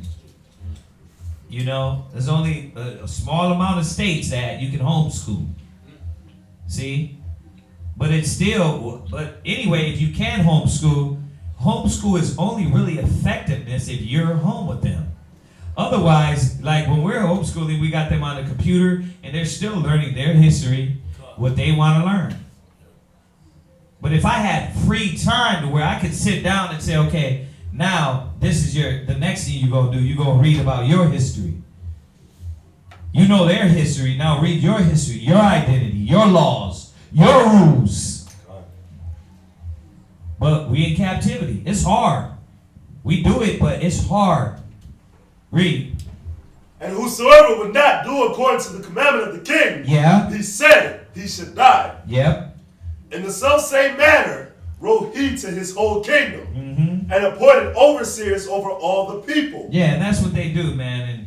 And now the overseer is Mr. Officer, right? The overseer now is that super Negro that's getting paid an extra $1 at work. You know what I mean? He's the overseer with no whip, but he gonna get you fired real quick. I seen you gave your cousin a discount. I'm letting master know. Why? I'm gonna get a raise off of you're getting fired. That's the overseers. And then you know what? What is the overseer? That little thought in your head. Master said. America said. You can't do that. You're 40 cents short. I can't let that slide. What? Bro, I remember my first job ever. The only job I actually got fired from, right? Lamont. I was security. And I used to help, because I was a security. You know, the cashiers, they were all getting paid minimum wage. Right. But I was a security, I was loss prevention. So I was like, yeah, man, y'all take whatever y'all want. Right. I'm not gonna stop nothing. I didn't see nothing. Right. So, long story short, the guy that was over me was a Judite. He was the head of the loss prevention. Right. And he came, he brought me in the office, he had me sat down, and bro, like, he actually got me the way he did it, like, I knew, like, okay, we're screwed, I'm gonna get fired, whatever. Right. But, like, I had to, like, give up myself to save all That you the let other do it. people. I had to make it seem like, yeah, I took it, but that's it. Nothing else was going on. Like I took this and that, so that Wow. everybody else, bro, half the store would have been gone.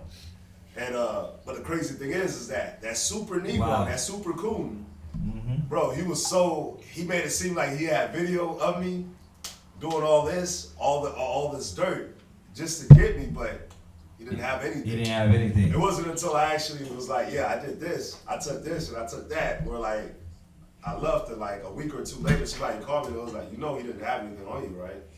They was just suspicious what was going on. Right. And they was just like, let's see him. Yeah, but that's what's been embedded in the black man and Hispanic man, not to help but be there for their people. Because it's going to keep their nation running.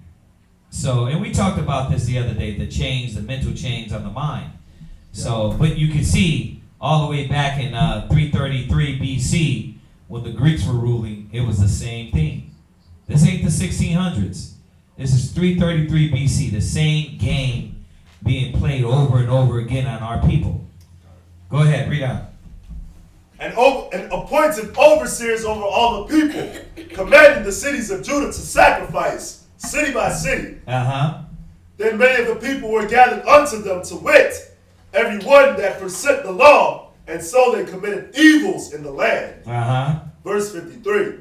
And drove the Israelites into secret places, and even wheresoever they could flee for succor. Right, so you see that with that Proverbs 28:28, it says when the wicked rule, the righteous have to hide themselves. And that's what's happening, that the ones that were wanting to do the law, now you have to hide out. You had to perform the law by yourself, and you couldn't let certain cats know because you didn't know who was a sellout. You didn't know who was a spy. See, this is the spirit of this was the spirit of the Pharisees and the Sadducees in the New Testament with Yahushua. Same spirit. It started with here. It said, yea, many of the Israelites considered unto their religion. Go ahead, read. Verse 54. Now the 15th day of the month Caslu in the 145th year, they set up the abomination of desolation upon the altar. And that's what Daniel was talking about. The abomination of desolation. Now, it's funny, because as you read it, this is the same time we end up getting it back. You see this? Go ahead. It says the what of December? It says now the 15th day of the month Caslu. And around that same time. Around the same time of month during Caslu is when, remember, we take it back. Hopefully we can get through the whole reading. Go ahead.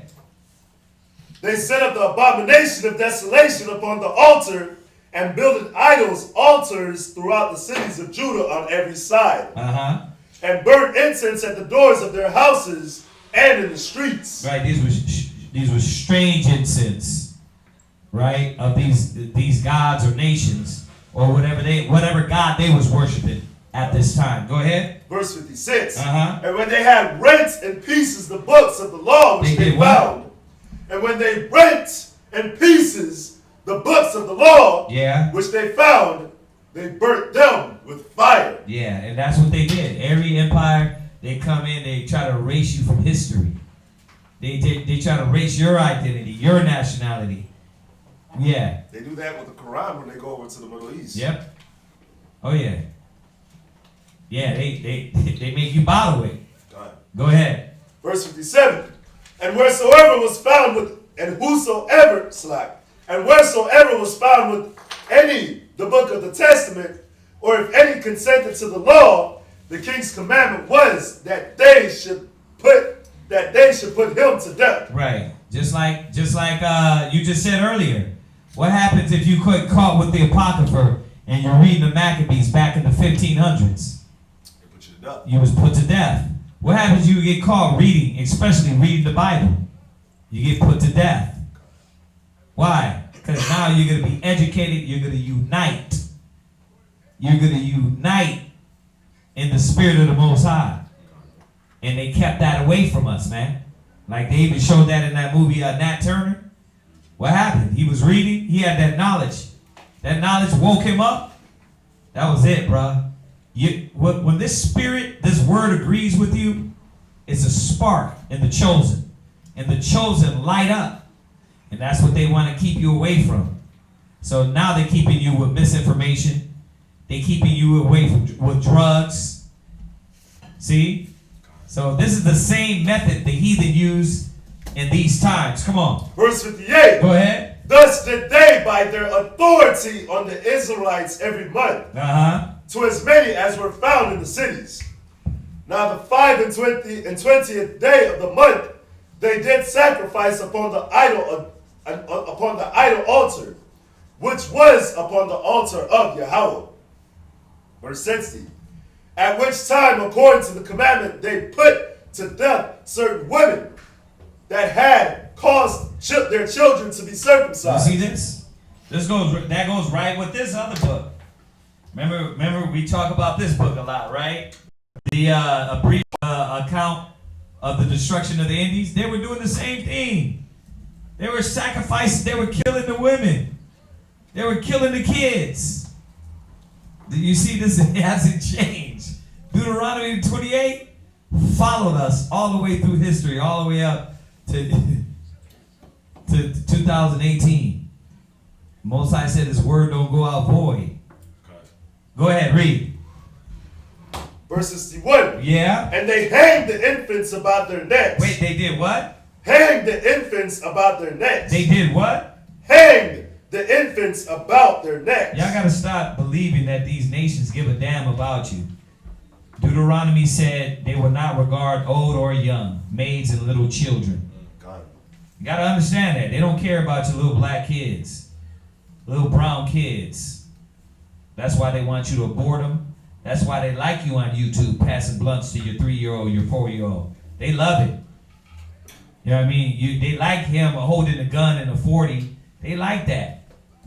Because that little nigger, according to them, is just going to shoot other little niggers, right? That's what they believe. That's why learning our history and empowering us, man, and coming up to this conscious God level that the Most High put in us is what we have to die for. This is what we have to die for. A standard, a code about ourselves. You got to have a standard about yourselves, man. You know? Like the brother that walked up, he walked up to us on street speaking. He was like, man, I thought y'all were such and such. They be cursing cats out and calling women BITC. And I said, nah, we're not those. We're not those brothers. Why? Because we're different. We have to be a different standard. We can't be that. We got to put a separation between the average thug, goon, fool, and a priest, and a righteous man. There's got to be a difference. Go ahead. And rifled their houses, and slew them that had circumcised them. Right. You see what the women were doing though? You think they were talking about, but they said if we don't do this, you think their women was arguing with their husband? Hell no. They was ready and willing to die for the Most High, for righteousness. See, you see the code that was embedded in us? The backbone, the standard, the love for the Most High? Now it's like, nah, you know what? Yeah, you gonna argue with your husband because Master said. You quick to put him on child support. Why? Because you ain't getting and you know what Master will do to him. You using the devil against your own house, your own nation, your own family. Go ahead. Verse 62. Howbeit many in Israel were fully resolved and confirmed in themselves not to eat any unclean thing. But who was that? Who was that? It's the righteous. Go to it's in Isaiah and in Romans. Go to Romans. We'll go to the ones in Romans. Because who was that? Was it everybody? Nah. It's not going to be everybody. Go to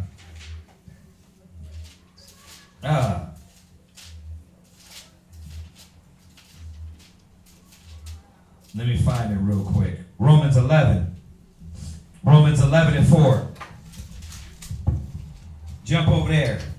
Romans chapter 11, verse 4. Go ahead. But what said the answer of the Most High unto him? Go ahead. I have reserved to myself 7,000 men who have not bowed the knee to the image of Baal. You see that? So who was it? Who was it? Who was the ones? Who were the ones? 7,000 men, the chosen, the elect, that have not bowed to the image of Baal. So it ain't going to be everybody. We know a lot of our people are wicked and they love America. Well, they're going to go with America. They're going to go out with a bang with them. But the righteous are going to stand bold as lions. We're going to stand up against the wicked. We're going to stand up and keep telling these kingdom that we don't give a dang. And they can kiss our grits. And guess what? We're going to keep teaching this knowledge. We don't care if you try to call us a racist or a hate group. Because we know we ain't that. We're standing up for our nation. We hate you because you wicked as hell. We hate the corruption. We hate the lies. We hate the falsehood. So read it one more time. Come on. Romans chapter 11. Oh, slide. 11 and verse 4. Verse 4. Uh-huh. But what said the answer of God unto him? Okay? I have reserved to myself 7,000 men who have not bowed the knee to the image of Baal. Yeah. So don't bow. Don't give in. Don't fall. Don't go back to the vomit. Now that you got your identity, your nationality back, keep moving forward. Put on your spirituality. Become that man that Yahweh Shai is making us out to be, which are gods. Keep moving forward, man, because this is going to strengthen you, your nation, and your family, your household. It's going to be us in the kingdom. There's no running from it. The kingdom of the come is not going to be what it is here now. So you might as well invest in the kingdom to come. Let's jump back. Jump back to the Maccabees. Yes, sir. First Maccabees chapter 1, verse 50. Verse 62. Right. And this is for all the brothers and sisters, man, the new brothers and sisters. We know a lot of y'all have been over this many of times, but a lot of y'all haven't. And then a lot of y'all need a recap of what we're fighting for. That way, when you wake up tomorrow, you realize, man, I'm not just fighting for one thing. I'm not just fighting to be at work. That's why I tell the brother today, I'm like, it ain't about one thing. We're fighting for many things. To be better priests, better fathers, better husbands, better teachers, better counselors. We're not just fighting for one thing. Yeah, better brothers to speak on the corner in the streets, all that. But it's many things we're fighting for. Don't be narrow-minded, man. We're bringing back a nation. What you got? Yeah, that's Zion's favorite one. Go ahead, you can pull it. Go ahead. Go to Judith real quick. 8 verse 24. Go to Judith 8:24. Come on, get it real quick. Because I know we want to get through the rest of this reading. Judas chapter 8, verse 24. Go ahead. Now, therefore, O brother, let us show an example to our brother, because their hearts depend on us. Right, and a lot of weak don't know that. Go ahead, you was saying something. You just said. Yeah, a lot of weak don't know it. A lot of weak, I don't know if this has been the theme for the last few classes. Stop looking at the weak and be the example. You don't wait on nobody.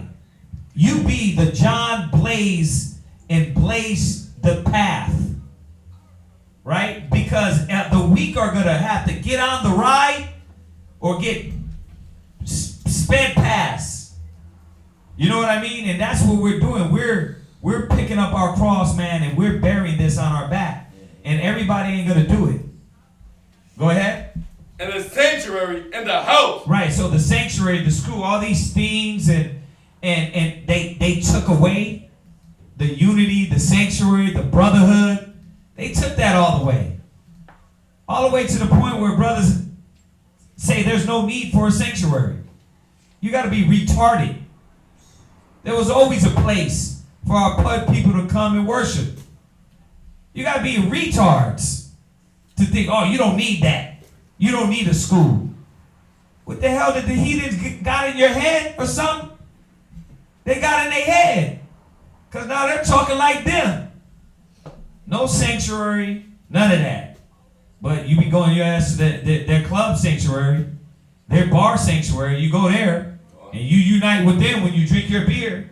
Your Sunday night football, right? You go right out and you go into that gathering and love it, right? But when it comes to the gathering of the people of the Most High, now it's like it's not needed. See, this is destructive, man. It's destructive to our nation. Go ahead. And the altar. And the altar. Go ahead. Rest upon us. Right. And the altar, the sanctuary, the brotherhood, our children, our wives. They looking for us, man. They want us to stand up. Right. That was it on that. Go ahead. All right, jump back. Verse 63, 1 Maccabees chapter 1, verse 63. Wherefore they chose rather to die, that they might not be defiled with meats, and that they might not profane the holy covenant. So then they died. Yeah, so you see how and this had to happen. The Most High had to show the severity of the law and what level it had to be stood for. So, yeah, it had to happen. But read on, it's going to tell us. And there was a very great wrath upon Israel. First Maccabees chapter 2, verse 1. In those days arose Mattathias, the son of John, the son of Simeon, a priest of the son of Joarib, from Jerusalem, and dwelt in Modin. And he had 5 sons, Johanan called Cades, Simon called Thassi, Judas who was called Maccabeus, Eleazar called Abiram, and Jonathan whose surname was Aphus. And when he saw the blasphemies that were committed in Judah and Jerusalem, he said, woe is me! Wherefore was I born to see this misery of my people? So, in those days arose Mattathias, the son of John, the son of Simon, the priest. And he had how many sons? 5 sons. He had 5 sons. He didn't have a nation. He didn't have an army of millions. He had 5 sons that were ready to stand for righteousness. You see how the Most High ain't dealing with numbers? The Most High is dealing with strong men, strong women. That's what he wants. And that's what you see. You see that there is a lot of strong brothers and sisters, Israelites, through the 4 corners of the earth, waking up. Stay strong. Keep fighting. It doesn't matter how dire it looks. Don't waver. Keep the faith, because it's coming. Our time is coming. This end is coming. It's near. Look at the signs. Pay attention. Keep rooted. Keep changing within yourselves. Keep putting forth works of righteousness. Don't get caught up, like he said. When he comes, they're going to be partying, dancing, and giving in marriage. Don't do that. You better be putting in works. You understand that? God. Keep putting in works, man, because that's what the Most High wants. Right. Go to Psalms 94, verse 16. Real quick. Come on, get it quick. Psalms chapter 94, verse 16. Go ahead. Who will rise up for me against the evildoers? And this is what Mattathias and his children were standing for. Because David, just like David, he's asking, who's going to stand against these evildoers? Who's going to rise up against these people who are trying to get us to blaspheme the Most High? Who's going to stand up and do what's right in the eyes of the Most High? God. Is it going to be you, or are you going to let somebody else pass you by and let them do it? That's got to be you. Go ahead. Or who will stand up for me against the workers of iniquity? You got to cry aloud and scream for all the abominations that are going on around you. That's what he was doing, and that's what he bred inside of his children. And that's what we need to be doing. That's why we can't wait for the next person. He didn't. He said, shoot, listen, you know what? These dudes, they're killing my people, so you know what? Me and my sons, we're going to go do something about this. And each son and his brother was like, you know what? Pops, we with you. That's what's got to be bred in you. That's what you got to be breeding inside your children. That was it on that. Yeah. And what's crazy is you quoted it. Let's get that one. Go to Ezekiel 9:4. Because these are the ones that are going to stand up. Check this out. Ezekiel chapter 9, verse 4. Because this is the only ones that are going to stand up. You know why I love this scripture? Because it tells you plain out who are going to be the ones. Go ahead. Ezekiel chapter 9, verse 4. Uh-huh. And the Lord said unto him, Yeah. Go through the midst of the city, through the midst of Jerusalem. Go ahead. And set a mark upon the foreheads of the men that sigh and that cry. Mattathias was sighing and crying. He wasn't comfortable. His sons, Judas Maccabeus, the hammer, was sighing and crying. He wasn't comfortable. You got too many Israelites damn comfortable here. You got too many Israelites comfortable and just comfortable with their daily life and coffee and Netflix. You're too comfortable, man. We're supposed to be doing something and changing our life. Changing, like I said it the other day, like the white man said, change the world. We are going to change the world. But it takes these little things we do daily. The work, teaching, building, counseling, consistency is going to change. The ones that are crying, though. You got our people ain't crying. You're comfortable. You're comfortable. Silence, what is it? Silence is still consenting. Yeah. You know that, right? Like silent consenting. When you don't speak up against the evil workers of iniquity, you're silently saying you're with it. You got a lot of, man, you can look at our people walk past them during the holidays. Go, our business in the mall, go those zombies in the mall. They what? They ain't worried about this, man. They ain't worried about reality. Go ahead, read, come on. For all the abominations that be done in the midst thereof. Not one thing. We're crying out against all the abominations. We're not just crying about because Michael Sterling or Mike Brown or one of the brothers get shot. True justice is standing for the laws of the Most High. So while you're narrowly just trying to march, but afterwards smoke your blunt, eat your pork, we standing against all the injustice of the wickedness that is against the Most High. We're sighing and crying. That's why we're doing this, because we're not with it. We're fed up. We're tired. Go ahead. That was it. Jump back. First Maccabees chapter 2. Verse 6. Verse 6. Uh-huh. And when he saw the blasphemies that were committed in Judah and Jerusalem, he said, Woe is me! Wherefore was I born to see this misery? You see, like Jeremiah said, for the hurt of the daughter of my people am I hurt? God. Are you hurting? Or are you caught up in your own soap opera? You got a good, nice, comfortable bed at home, right? You sleeping good, right? But you don't look at our people confused, distraught, deaf, dumb, blind. You don't care. Well, that's on them, huh? Nah. What happened to the love for your nation? See, this was in them. This has always been in the men that care about more things than money and their comfort. You see that? It's always been in the chosen. Go ahead. And of the holy city. Uh-huh. And to dwell there, when it was delivered into the hand of the enemy. Right. And the sanctuary into the hand of strangers. Her temple is become as a man without glory. Verse 9.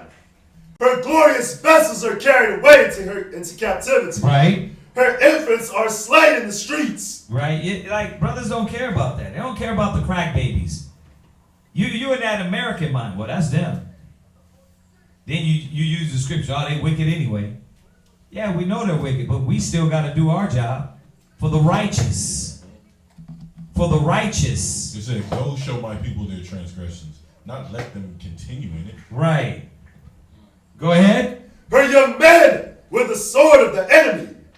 What nation hath not had a part in her kingdom and gotten of her spoils? And that's the question. The Psalms 83, all the nations, they got a piece of that booty. Right? They got a piece of of Israel, excuse me. All these nations. Go ahead. All her ornaments are taken away. Right. Go ahead. Of a free woman she has become a bond slave. Go ahead. And behold, our sanctuary, even our beauty, and our glory is laid waste, and the Gentiles have profaned it. Yeah. See, so we are fighting for something. Go ahead. To what end thereof shall we live any longer? Then Mattathias and his sons. You hear this? This is crazy. It's beautiful, isn't it? God. He said, what's the purpose of living then? God. But ask yourself, do you feel that deeply rooted? Do you feel that deeply rooted to your nation and your nationality and your identity and your spirituality like these men? Or do you feel like the dang Christians is a church mind? Like, I'm going to go live with an American mind, live with American feelings and emotions, and then, yeah, when I get to that God thing, that God Hebrew Israelite thing, I'll get there. I'll get to that. See, your mind has been stripped from your real purpose. These men, they knew what their purpose was. To live for the Most High, live for righteousness. Like, it's not living if you can't live free and righteous under the will of the Most High. Like I said, to go back out there in the world and just take a blind eye to everything, man, I know brothers that did it. I know men that got knowledge.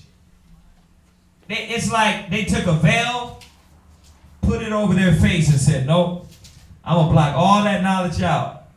I'm going to worry about me and my family and just go work a job and live life. Remember that one I sent in Mark today?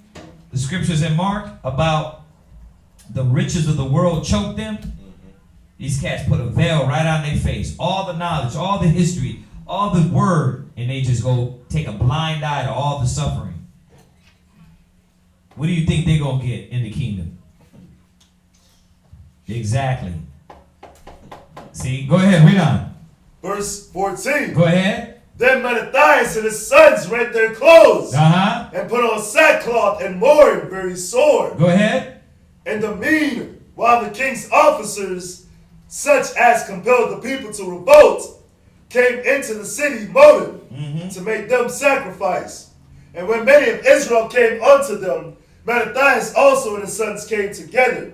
Then answered the king's officers and said to Mattathias on this wise, Thou art a ruler and an honorable and great man in this city. So there come them peaceable words again. Go ahead. And strengthened with sons and brethren. Now therefore come thou first and fulfill the king's commandment. Listen, you big and strong, man. You look like you could lead a bunch of people, bro. Listen, let's show these people how to live like Americans. Let's show these people how to live like Grecians. That's how they came to them. And that's how they come to us. That's sickening. Go ahead. Like as all the heathen have done, yea, and the men of Judah also, and such as remain at Jerusalem. So let's go listen, like the Americans, and like you black Americans, and like you Latina Americans. Come on, let's all just be Americans together. Go ahead. So shalt thou in thy house be in the number of the king's friends. You get to eat in the White House tonight. Damn. You're going to get a good tour of the Pentagon, too. Come on, man. Go ahead. And thou and thy children shall be honored with silver and gold. Hey, listen, we're going to give you some bread. I know you need your bank account's low, but we're gonna help you out a little bit, all right? Of course, after we tax you, and then we're going to tax the tax of that tax. But we still got you. Go ahead. And many rewards. Damn, this is like, And I'm going to give you a shiny medal, too. For all your bravery, I'm going to give you a big piece of copper shiny medal with some paint on it and say, hey, I'm going to call that the heart of, what is it? The Purple Heart? Yeah. And say you're a brave soldier of America. We're going to hold you in honor. We're going to give you a piece of wood with a piece of paper on it. We're going to call it a plaque and say, that man did it. Him and his household. That great Americans. Yeah, because when you look at now, like, look at what he was offering, right? They real success. Yeah. You know what I mean? Even though it was probably a lie anyway, right? It's always a lie. But our people, they sell out for a pack of cigarettes. You know what I mean? Go and look at First 48. What they bring a cigarette in for them. And they start spilling everything. yeah, I'll tell you, I just need a cigarette. yeah, just let me hit that now. Yeah, I'll tell you. Man, the scriptures say, who shall rouse him up? Man, you can see it, man. The black man, the Israelite man, Native American man, Mexican man, we've been beat to the point to where, man, there is no, I keep saying it, no backbone in them. So somebody has to do it. We got to keep fighting, keep building, keep growing, and keep standing up. When they look at us with that old smug-ass American white boy, white girl smile, you got to look at them in their face and then laugh at them. When your family acts like you're the outcast or you're weird, you look at them and you break their mind down. You don't got to yell. You don't got to cuss.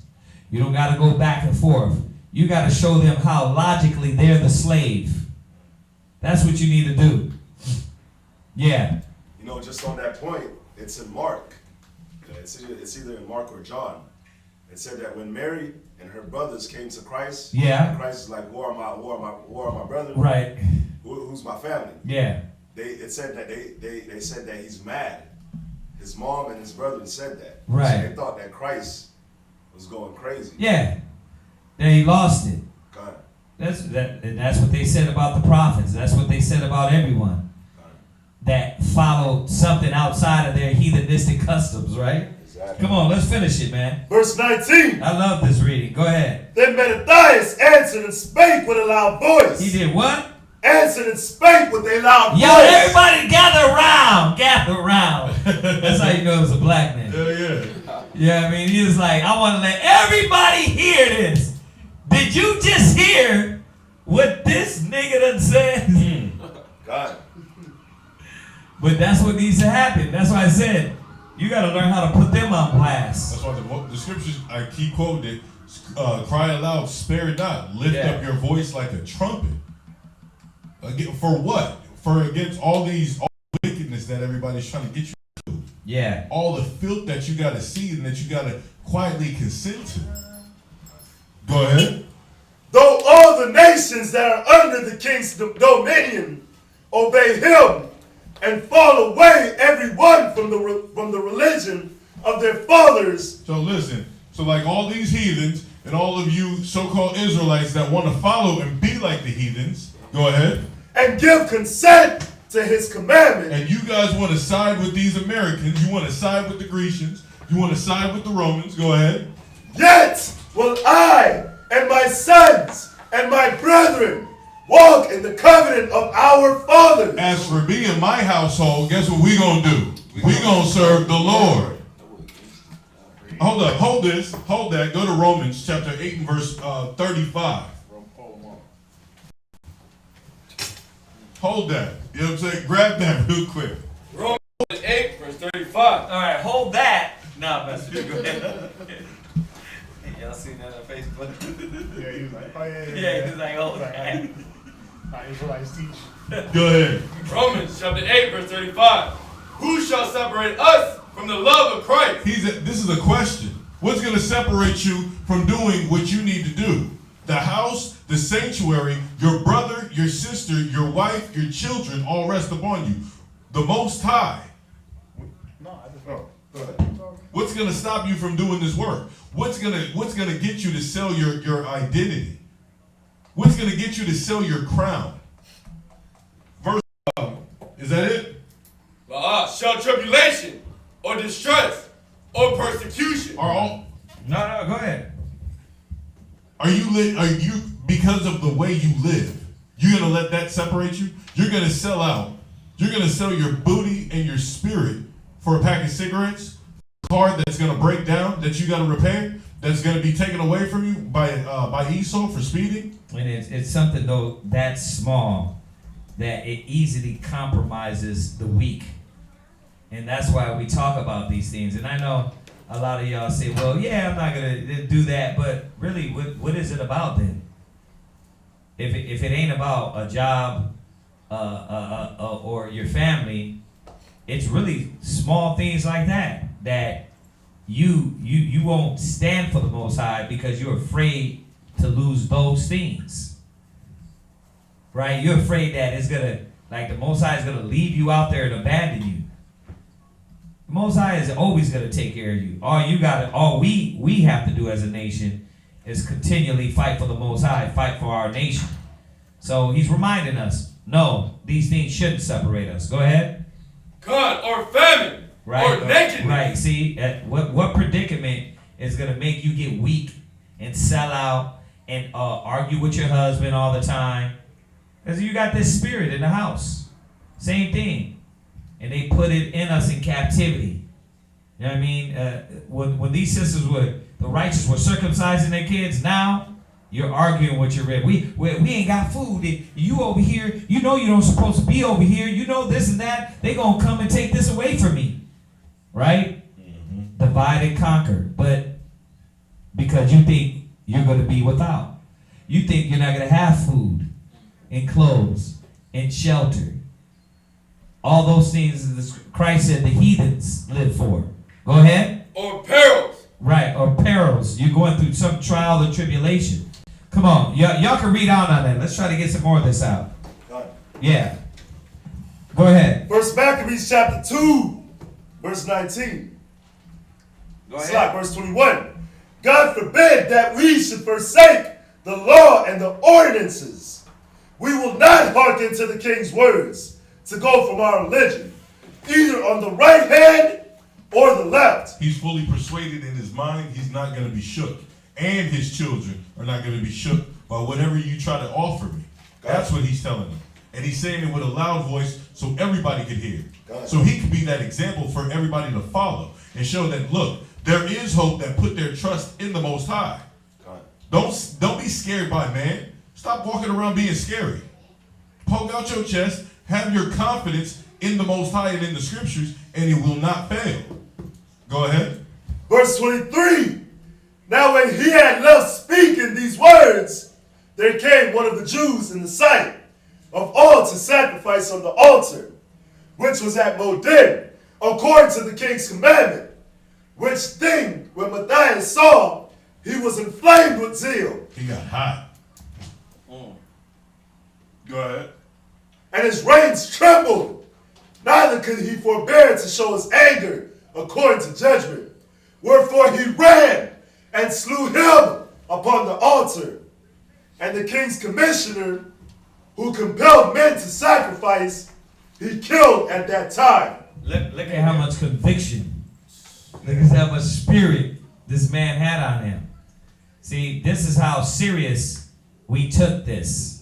You see, because once you strip them of what the elders were supposed to show the children and the wives as an example, that was it. And that's what they did. They stripped the elders, and the elders in return taught the children and the wives and the men madness. So you got to see here why they gave Yahushua over to death. Because, many of the Israelites consented to his religion. Those Pharisees and Sadducees weren't about the truth. It was about, will the Greeks, will the Romans take our power and our position away from us? You over here talking all that madness. And we want to be engrafted with these people. You was going to say something? No. Go ahead, read on.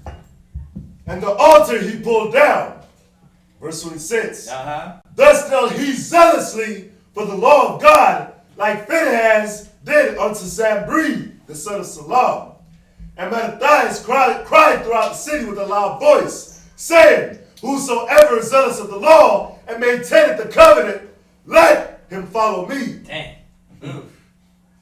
See, they don't want to make these movies. No. Not, especially not no black people. Why? It's too much power. It's too much unity. Oh, that get everybody riled up right there. Yeah, hell yeah. Like just reading it. You'd be ready to run out the house, start grabbing people out the house. Read, come on. So he and his sons fled into the mountains and left all that ever they had in the city. Right. Now, let me say this on this. Why don't we have to run to the mountains? Because we know during this time, this was war that had to happen. This salvation is not coming this way. All right? So, when brothers talking about why we don't run to the mountains and flee. Because this abomination of desolation was prophesied on Israel. Okay? After that, there also was other prophecies that were going to happen.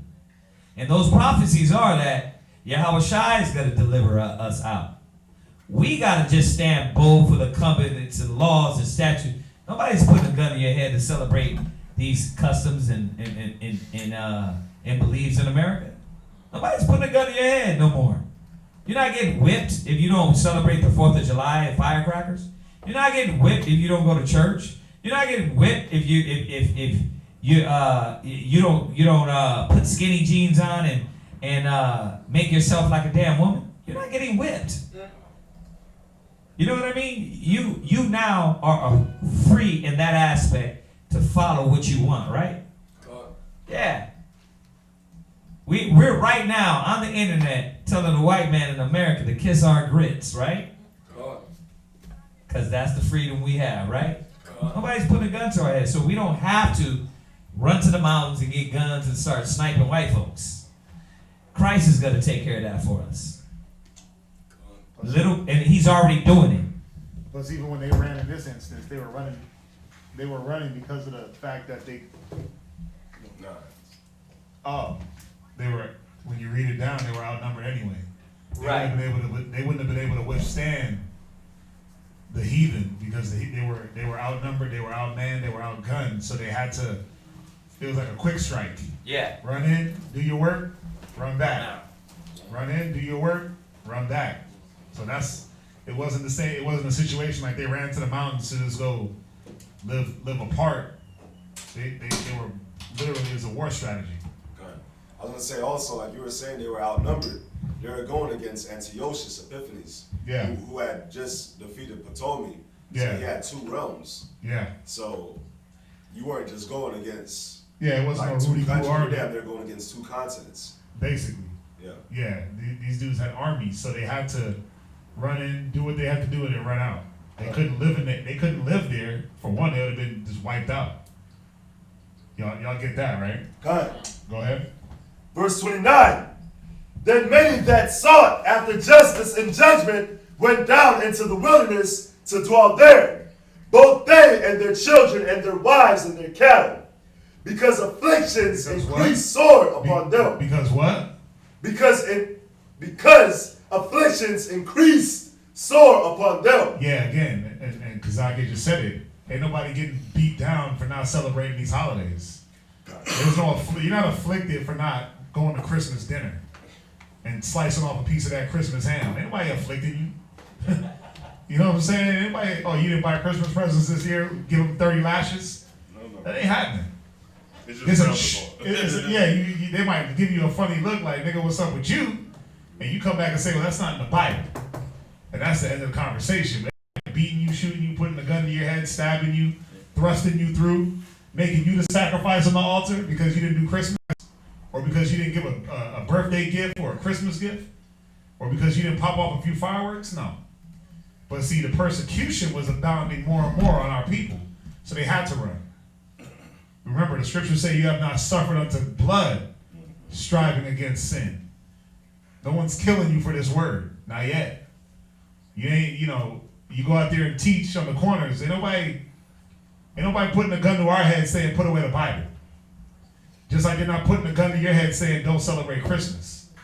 You see the difference? So if anybody trying to, they ran in the Maccabees time. They had to. They were literally getting killed. They were suffering to blood. They were suffering blood literally. They were being burnt in caves and persecuted, killed. They killed the babies for circumcision. Yeah, cutting the babies out of wombs and dropping them headlong off of walls. Right. And they ain't happening to us. So we got to see the circumstances different. Go ahead. Verse 31. Now when it was told the king's servants and the host that was at Jerusalem in the city of David that certain men who had broken the king's commandment were going down into the secret places of the wilderness, they pursued after them a great number, and having overtaken them, they camped against them and made war against them on the Sabbath day. Right now we got to be careful of this mentality because for some reason, some brothers and sisters still hold on to this mentality. As we read down about the Sabbath day, they were slaves to the Sabbath. So I can't move on the Sabbath. If I move, then the Most High is he's going to deal with me, right? But as we read down in the story, we're going to see that that mentality was dead. Where it's like, it's a Sabbath, we can't fight back.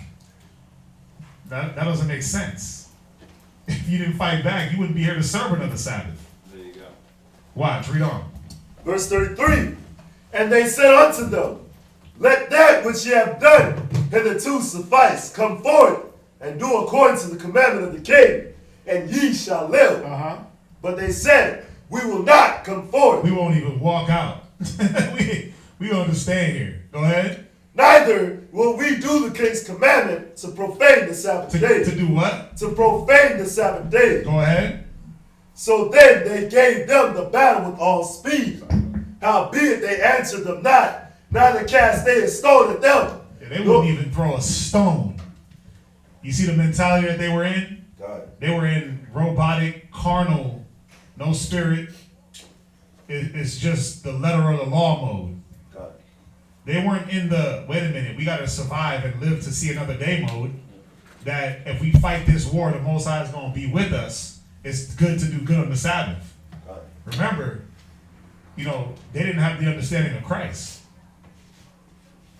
Y'all get that, right? That Christ hadn't popped up on the scene yet to even really break down that needed understanding of the Sabbath. God. And it's not that we didn't have it, we just didn't understand it. Yeah. We didn't understand the spirituality of the law. That if we didn't fight, on the Sabbath day, we wasn't going to be around for the next Sabbath. The heathen, they knew that we were carnal in the law. That's why they came on the Sabbath day. They're like, yeah, these dudes is going to stand here. Watch. They ain't even going to fight back. They ain't going to pick up a stone. They ain't not even going to defend themselves. Read on. We on verse 33? God. Verse 36. 36. Go ahead. Nor stop the places where they laid hid. Go ahead. But said, let us die, all in our innocency. Heaven and earth shall testify for us. Yeah, they were like, listen, we just going to die here. We going to die here standing for the Sabbath, standing for what we think we're doing righteous and right in the Sabbath day. Go ahead. And like you said, there's a few things we're learning here. Is that we're learning about the law and why we needed to have understanding, but we're also learning that why it was the severity. We had to stand boldly for what we believed in. And these things, coming back to the law, statutes, commandments, we do have to stand boldly. Now, the good thing is, like he's bringing out, is we got the wisdom and understanding. We got Yahweh Shai that gave us the understanding of the laws to understand more where they lacked that. But in that, we still got to fight. Go ahead. That ye put us to death wrongfully. Because they were being put to death wrongfully. But to not fight back, that didn't make sense. Go ahead, to not do good on the Sabbath, it didn't make sense. Read. So they rose up against them in battle on the Sabbath day, and they slew them with their wives and children. I mean, you got to think about it, man. To stand back and just watch your kids and wives get killed. And it wasn't like oh, we're gonna kill them in the most halal type of way, in the most, non-brutal way. They were brutalizing them. And you just gonna stand back and watch? Bro, Sabbath day or not, you don't want to see your people die. God. And that wasn't what the Sabbath day was even intended for. It wasn't intended for you to sit back and watch your family members get killed.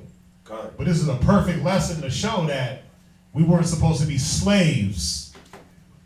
And I hope I'm not taking you off topic too far, but it was a perfect lesson to show that we weren't supposed to be slaves to this day, man. God. Go ahead. And their cattle to the number of 1,000 people. Wow. You see that? 1,000 people. Read. Now when Matthias and his friends understood hereof, they mourned for them right sore. Mm-hmm. And one of them said to another, if we all do as our brethren have done. Right, if we all just stand here and don't fight, don't defend ourselves, read. And fight not for our lives and laws against the heathen. Read. They will now quickly root us out of the earth. Yeah, he said it. If we don't fight for our laws, if we don't get into the spirit and understand that we got to be here, we got to live to keep the law. Present yourself as a living sacrifice, right. Holy and acceptable. Right. Not a dead body that can't even be a vessel meet for the master's use. Right? If you're dead, how can you do the law? How can you perform any type of brotherly love towards your brother or towards your sister or towards your fellow man? That's why David said, shall the dead arise and praise thee? No. Exactly. Question mark, right? Question mark. Go ahead, read on. Verse 41. At that time, therefore, they decreed, saying, whosoever shall come to make battle with us on the Sabbath day, we will fight against them. Come on. Neither will we die all, as our brethren that were murdered in the secret places. Yeah, we're going to stand up and fight. We ain't going to sit here and die, because then how can we even defend our law? What was the whole purpose of us fleeing? Everything we've done has been in vain up until this point. If we died, if they come every Sabbath and just wipe us out, what was the point? We might as well have stayed in Jerusalem. We might as well have just got killed there. Go ahead. Verse 42. It's like verse 41. Yeah, verse 42. Verse 42, I'm sorry. Mm-hmm.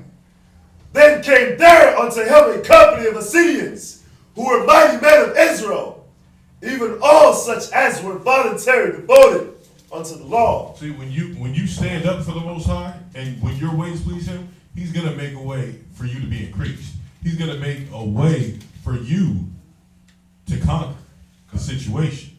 Go ahead. Also all they that fled for persecution joined themselves unto them, and were a stay unto them. So they joined their forces and smote sinful men in their anger. So this is also showing you, you know what this is showing you? This is showing you that you're not by yourself in this fight. There's other like-minded people around the world that still they cry for the oppression that's going on for their people. And that's what they were doing. They were joining with Matthias and saying, you know what, we're like-minded like you. We're God-fearing, we're law-abiding citizens who are sick of these people in our nation, in our country, and we're coming to fight with you. Go ahead. And wicked men in their wrath, but the rest fled to the heathen for succor. Then Matthias and his friends went round about and pulled down the altars. And I like that, where it said they were slewing sinful men in their anger. They had that David hatred. But was it like geared towards, oh, you a wicked Hamite, or you're a nation, or your skin color?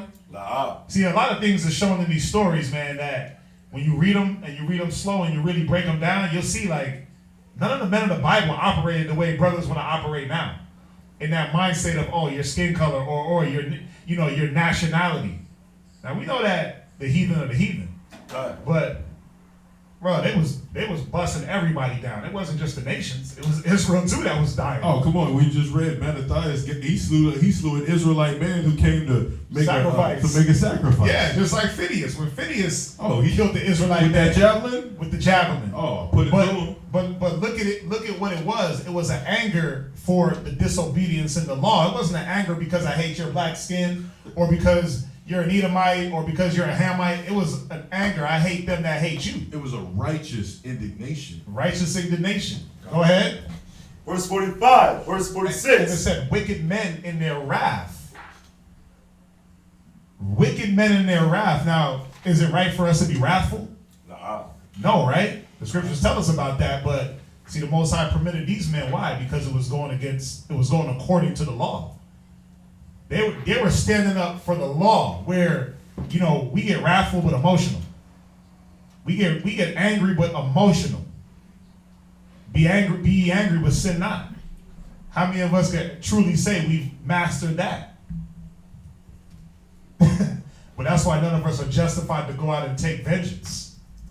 You see how it's going, how it's breaking down? Where the Most High said, vengeance is mine? None of us are justified to take vengeance because none of us can be angry to the point where we block out the emotion. Or wrathful to the point where it's not some emotion behind it. Y'all see that? Go ahead, read. Verse 46. And what children soever they found within the coasts of Israel uncircumcised, those they circumcised valiantly. They pursued also after the proud men, and the work prospered in their hand. So they recovered the law out of the hand of the Gentiles and out of the hand of the kings. Neither suffered they the sinner to triumph. Now when the time drew near that Matthias should die, he said unto his sons, now hath pride and rebuke gotten strength in the time of destruction and the wrath of indignation. Now therefore, my sons, be ye zealous for the law, and give your lives for the covenant of your fathers. Verse 51.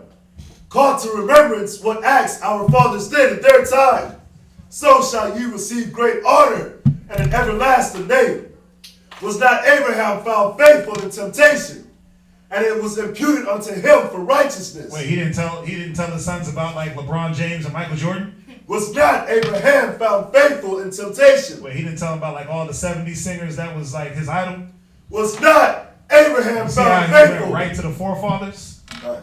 You see how he went right to the men that actually mattered? Go ahead. Right to the man Abraham. The man that was found, it said that his faith, right? His faith was counted for righteousness. He picked him right off the top and said, look at Abraham. What's the next man he pulled? Go ahead. And it was imputed unto him for righteousness. Go ahead. Joseph, in the time of his distress, kept the commandment. Wait, he didn't talk about like Bootsy Collins and all them guys? Kept the commandment. Right. And was made Lord of Egypt. Go ahead. Phinehas, our father, in being zealous and fervent, obtained the covenant of an everlasting priesthood. He picked out all these forefathers that made an impact in Israel. They made an impact with the Hebrews. Go ahead. Yahushua fulfilled No, that's not. That's Joshua. Yeah. Go ahead. Joshua fulfilling the word was made a judge in Israel. Caleb, for bearing witness before the congregation, received the heritage of the land. David, for being merciful, possessed the throne of an everlasting kingdom. Elias, for being zealous and fervent for the law, was taken up into heaven. Ananias, Azarias, and Masael, Meshach, Shadrach, and Abednego. Go ahead. The three holy children. Read. By believing were saved out of the flame. By what? By believing were saved out of the flame. Go ahead. Daniel, for his innocency, was delivered from the mouth of lions. Go ahead. And thus consider ye throughout all ages that none that put their trust in him shall be overcome. Go to Ecclesiastes 2 real quick. You know the scripture. It goes right on this. Ecclesiastes 2, what is it? Ecclesiastes chapter 2, verse 10. Read. Look at the generations of old. Do what? Look at the generations of old. Read. And see, did ever any trust in the Lord? So when brothers get weak, when brothers get faint-hearted, when sisters get weak and faint-hearted and, oh, I can't do it no more, it's too much, do what? Trust in the Lord. Read it from the top. And see, did ever. Look at the generations of old. Right. Look at the generations of old. Look at all the sisters. We just went over a whole sisters class, right? Of strong Israelite sisters that did what? put their trust in the Lord. They put their trust in the Most High. And not only did they put their trust in the Lord, but you've seen the impact on the nation. Right. We've been doing all these classes on David, Solomon, Joseph, going and showing the integrity of these men Right. and how they made an impact. But what was the first thing that Mattathias did before he was about to die? He didn't hand his son a bunch of baseball cards and his old sneakers and a signed jersey from the Egyptians. You know what I'm saying? Like, you remember Pharaoh? He was a great man. He said, no, look at our forefathers. Right. Look at the men that had an impact on our nation. See, if we get better at doing that, if we get better at making our forefathers, our children, superheroes, then they'll have something to attain to. And you see, and when you do that, you see that your family, his sons followed suit in that. Because he gave his children, he started with his children at an early age with that, and he left them with that. That's why they continued in that same mind. Train up a child. Yeah. What was it? Proverbs 20:6.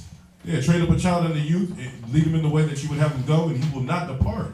They died doing the work of what his father started. Why? Because they looked at the generations of old and considered, did any put their trust in the Lord that was confounded or forsaken? Yep. Read on. Back in First Maccabees. No, finish that. It's in Ecclesiastes. Very important. God, look at the generations of old. Come on. And see, did ever any trust in the Lord and was confounded? Or did any abide in his fear and was forsaken? Yeah, anybody abide in the fear of the Most High. The respect. The fear of judgment. The respect for the law. The respect for the covenant that was handed down. Did anybody abide in that and was forsaken? The answer is no. Right, who put their trust in the most, who in these men put their trust in following what Matthias did, which was following the law and standing up for the law, was forsaken? None of these men. This man died of what is it? Old age, right? Old age. So he died in a good way. He lived his life doing what he loved the most, which was following and fighting for the word, fighting for the Most High in the law. Think about it. Wouldn't it have been easier for Mattathias to just not fight? Yeah. Because he could have not fought out of fear of dying in the battle, right? That's why a lot of us don't fight. Y'all scared to go through the battle. We scared to put our foot into the fire and step into that flame. You know, a very wise man once told me, you got to attack your demons head on. You got to attack the fight head on. You can't wait for it to come to you. You can't shy away. You got to just say, you know what? The Most High got me. Hebrews 10:35, cast away not your confidence that have great recompense of reward. You know, a lot of us do that. We throw away the confidence that we have in just being able to go back and read about situations like this and stories like this. A lot of us throw it out the window. And it's like, man, I forget to reflect and read on what happened with my forefathers. You go through all this whole book of Maccabees, from Maccabees 1 and Maccabees 2, you'll see many stories where there was a lot of wars and we won every time. Why? Because of the faith, because of trust, because of not being double-minded in, 1 minute I'm going to fight, the next minute I'm not. 1 minute I know, 1 minute I don't know. Y'all understand that? And when you look at it too, it's not because we were, like the scriptures say, we were great in number and we were just big and brolic. The Most High, he fought for us. When you put your trust in the Most High, he will fight for you. And that's what he's showing time and time and time again. You see that? Go ahead. Where were we at? Did you jump back? Jump back. Yeah. God. First Maccabees chapter 2, verse 62. Fear not then the words of a sinful man, for his glory shall be done in words. Today he shall be lifted up, and tomorrow he shall not be found. So he's already telling you what their later end is going to be. That's why you don't fear me. Go ahead. Because he is returned into his dust, and his thought has come to nothing. It's like that scripture in I think it's Psalms. It says that, don't you know that the prosperity of the wicked is short? Oh, what is it? Psalm 73? Yeah, Psalm 73. Like, talking about prosperity of the wicked is short. Yeah, it's short. But the problem with that is if you're looking at it too long, it seems like, damn, like David said, there's no bands in their death. They never die. They always prosper. But that means he was looking at the wrong thing. Right. See, he was showing his sons, don't worry about what these wicked men are saying. They're not going to last too long. It's just talk. It's just blowing smoke. Keep fighting for the law. That's what we got to worry about. Don't worry about how the wicked is going to be punished, but how the righteous shall be saved. How is the righteous saved? By, first and foremost, fighting for that law. Fight for the truth until death, and the Most High will fight for thee. Psalms 118 and verse 6, real quick. I'll read it. Psalms chapter 118 and verse 6. The Lord is on my side. This is what Mattathias was telling his children. And that's what you got to realize. The Lord is on your side. The Most High, Yahweh Shai, he's on your side. Go ahead. Oh, I'm sorry. The Lord is on my side. I will not fear. That's why you don't have to fear. Because the Creator, the King of Kings and Lord of Lords, is with you. If you're standing firm on this law, he's with you. Go ahead. What can man do unto me? What can that man do? Why? Because when he's dead, when his time of rulership is done, he's got to go up and stand before the Father. And guess what? He can deliver a stronger butt whooping than I can. Fear him, fear not him that can destroy body, but fear him that can destroy body and soul. In hell. In hell. That's all I got to say on that. What scripture was that? That was Psalms 118 and verse 6. Yes, sir. Continue where you're at. Verse 64. Wherefore ye, my sons, be valiant, and show yourselves men in the behalf of the law.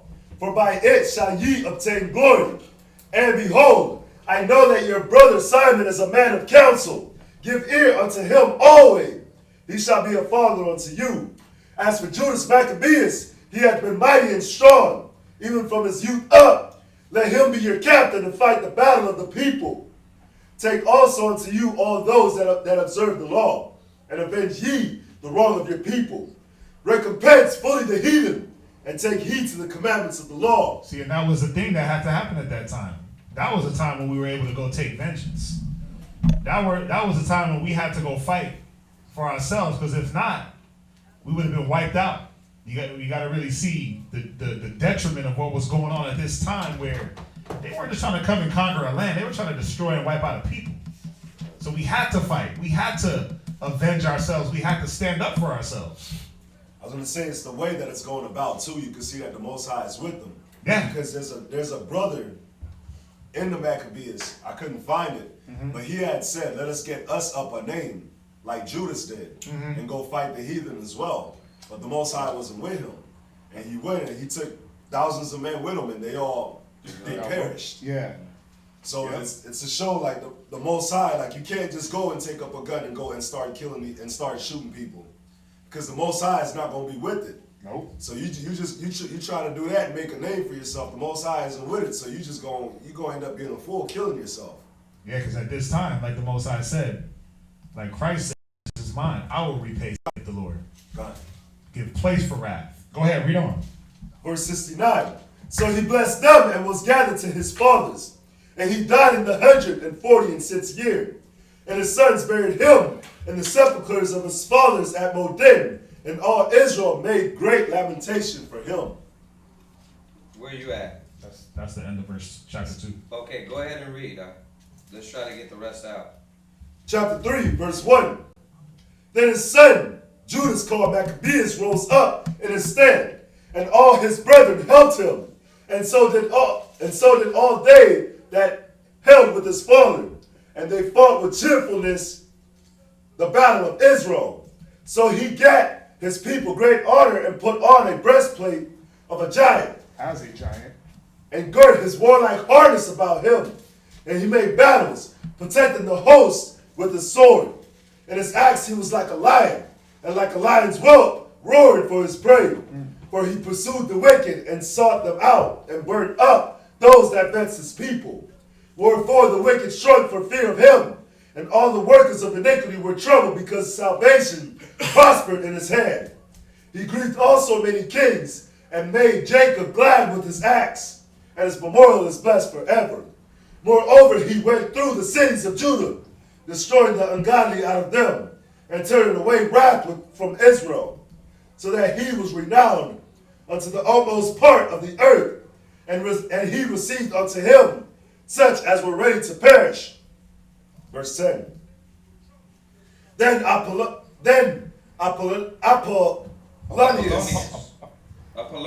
Apollonius gathered the Gentiles together and a great host out of Samaria to fight against Israel, which thing when Judas perceived, he went forth to meet him. And so he smote him and slew him. Many also fell down slain, but the rest fled. Wherefore Judas took their spoils, and Apollonius swore also, and therewith he fought all his life long. Now when Saron, a prince of the army of Syria, heard, saying that Judas had gathered unto him a multitude and company of the faithful to go out with him to war him, he said, I will get me a name and honor in the kingdom, for I will go out, for I will go fight with Judas and them that are with him, who despise the king's commandment. So he made him ready to go up, and there went with him a mighty host of the ungodly to help him, and to be avenged of the children of Israel. And when he came near to the going up at Beth Horon, Judas went forward to meet him with a small company, who when they saw the host coming to meet them, said unto Judas, how shall we be able, being so few, to fight against so great a multitude and so strong? Right, Quadasai, pick up and read. Verse 17. Who then, when they saw the host coming to meet them, said unto Judas, how shall we be able, being so few, to fight against a great multitude and so strong, seeing we are ready to faint with fasting all this day? Unto whom Judas answered, it is no hard matter for many to be shut up in the hands of a few, and with the Most High of heaven, it is all one, to deliver with a great multitude or a small company. For the victory of the battle standeth not in the multitude of a host, but strength cometh from heaven. They come against us in much pride and iniquity to destroy us, and our wives and children to spoil us. But we fight for our lives and for our laws. Wherefore the Lord himself will overthrow them before our face. And as for you, be ye not afraid of them. Now as soon as he had left off speaking, he leapt suddenly upon them. And so Saron and his host was overthrown before him. And they pursued them from the going down of Betharon unto the plain, where they were slain about 800 men of them. And the residue fled into the land of the Philistines. Then began the fear of Judas and his brethren, and an exceeding great dread to fall upon the nations round about them. Inasmuch as his fame came unto the king, and all the nations talked of the battles of Judas. You see how the Most High lifted Judas up? How the Most High fought these battles, and they now feared this man, but they feared his power. All the kings round about. Verse 27. Now when King Antiochus heard those things, he was full of indignation. Wherefore he sent and gathered together all the forces of his realm, even a very strong army. He opened also his treasures and gave his soldiers pay for a year, commanding them to be ready for whensoever he should need them. Nevertheless, when he saw that the money of his treasures failed, and that the tributes in his country were small, because of the dissension and plague which he had brought upon the land in taking away the laws which had been of the old time, he feared that he should not be able to bear the charges any longer. Nor, what's up? Can I say something? Yeah, go ahead. Just on what you just read, it said that the people, they were failing because he took away the laws of the old time. Mm-hmm. And he took away just the basic things, the cleanliness. Yeah. He took away all that. So now it's like homosexual running rampant. So you got diseases. Yep. Everything's defiled. So people ain't healthy. Right. You got those plagues. God. Yeah, the Most High was plaguing the country. Your own wickedness will correct you. God. Put it like that. Thine own wickedness will correct you. So that's what was going on. So they couldn't pay. So now Antiochus couldn't pay his army. He was paying them a year in advance to be ready.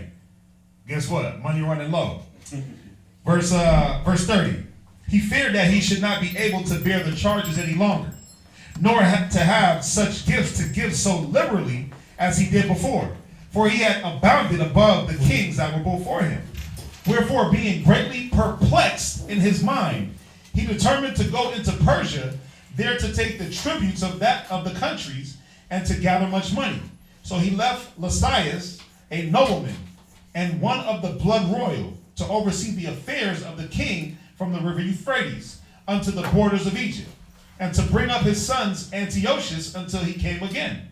Moreover, he delivered unto him the half of his forces and the elephants, and gave him charge of all the things that he would have done, as also concerning them that dwelt in Judah and Jerusalem, to wit, that he should send an army against them to destroy and root out the strength of Israel.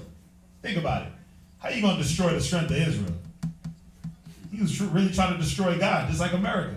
We're going to shoot missiles up to destroy Christ? That's what he thought. We're going to destroy God. It said the strength of Israel. What's our strength? The Most High. The Lord is our strength, right? And the remnant of Jerusalem, to take away their memorial from that place, and that he should place strangers in all their quarters, and divide their land by lot. So the king took the half of the forces and remained, and departed from Antioch, his royal city, the 147 year. And having passed the river Euphrates, he went through the high countries. Then Lysias chose Ptolemy, the son of Dormanes, and Nicanor, and Georgius, mighty men of the king's friends. And with them he sent 40,000 footmen and 7,000 horsemen to go into the land of Judah and to destroy it, as the king commanded. So they went forth with all their power and came and pitched by Emmaus in the plain country. And the merchants of the country, hearing the fame of them, took silver and gold very much with servants, and came into the camp to buy the children of Israel for slaves. A power also of Syria and of the land of the Philistines joined themselves unto them. Verse 42. Now when Judas and his brethren saw that the miseries were multiplied, and that the forces did encamp themselves in their borders, for they knew how the king had given commandment to destroy the people and utterly abolish them, they said one to another, let us restore the decayed estate of our people. Let us fight for our people and the sanctuary. You see how these dudes weren't selfish? It was all about the nation. Then was the congregation gathered together, that they might be ready for battle, and that they might pray and ask mercy and compassion. Now Jerusalem lay void as the wilderness. There was none of their children that went in or out. The sanctuary also was trodden down, and aliens kept the stronghold. The heathen had their habitation in that place. And joy was taken from Jacob, and the pipe with the harp ceased. Judah mourneth, the gates thereof languish. Right? Wherefore the Israelites assembled themselves together and came to Mashpah over against Jerusalem. For in Mashpah was the place where they prayed aforetime in Israel. Then they fasted that day and put on sackcloth and cast ashes upon their head and rent their clothes and laid open the book of the law wherein the heathen had sought to paint the likeness of their image. They brought also the priests' garments and the first fruits and the tithes. And the Nazarites they stirred up, who had accomplished their days. Then cried they with a loud voice towards heaven, saying, what shall we do with these, and whither shall we carry them away? For thy sanctuary is trodden down and profane, and thy priests are in heaviness and brought low. And lo, the heathen are assembled together against us to destroy us. What things they imagine against us thou knowest. How shall we be able to stand against them, except thou, O Yahweh, be our help? Then sounded they with trumpets and carried with a loud voice. And after this, Judas ordained captains over the people, and captains over the thousands and over the hundreds, and over 50s and over 10s. You see that there was order. No matter in the midst of chaos, there always had to be some type of order and structure. But as for such as were building houses, this is going back into Deuteronomy, or had betrothed wives, or were vineyards, or were fearful, those he commanded that they should return every man to his own house according to the law. I believe that's Deuteronomy the 18th chapter. Right. When it goes in about being fearful, you might make your brother's heart faint. If you betroth a wife, if you got a vineyard, if you haven't dedicated house, and it's wartime, stay back and do those things. So you see, Judas here was reinstilling and living through that law. Y'all understand that, right? Okay. So the camp removed and pitched upon the south side of Emmaus. And Judas said, arm yourselves and be valiant men, and see that you be in readiness against the morning, that you may fight with these nations that are assembled together against us to destroy us in our sanctuary. For it is better for us to die in battle than to behold the calamities of our people and our sanctuary. Nevertheless, as the will of the Most High is in heaven, so let him do. Where am I reading to? Read chapter 4? Right. You want me to find? We gotta read to, so jump, what verse you at? I'm at chapter 4. Okay. Zion, jump and read down. You're gonna jump to, read chapter 4. Yes, sir. That way, we're gonna have it here. We gone over it. Yeah, I got you. You know what I mean? We won't just cut it short. Yeah. We might as well have it up here for all the Brothers and sisters that want the Hanukkah, they have it. You know, so read chapter 4. Let's go. First Maccabees chapter 4 and verse 1. Then took Gorgias 5,000 footmen and 1,000 of the best horsemen, and removed out of the camp by night, to the end he might rush in upon the camp of the Jews and smite them suddenly. And the men of the fortress were his guides. Now when Judas heard thereof, he himself removed, and the valiant men with him, that he might smite the king's army, which was at Emmaus, while as yet the forces were dispersed from the camp. And the mean season came Gorgias by night into the camp of Judas. And when he found no man there, he sought them in the mountains, for he said, these fellows flee from us. But as soon as it was day, Judas shewed himself in the plain with 3,000 men, who nevertheless had neither armor nor swords to their minds. These guys had 3,000. Georgius had 5,000. Right, go ahead.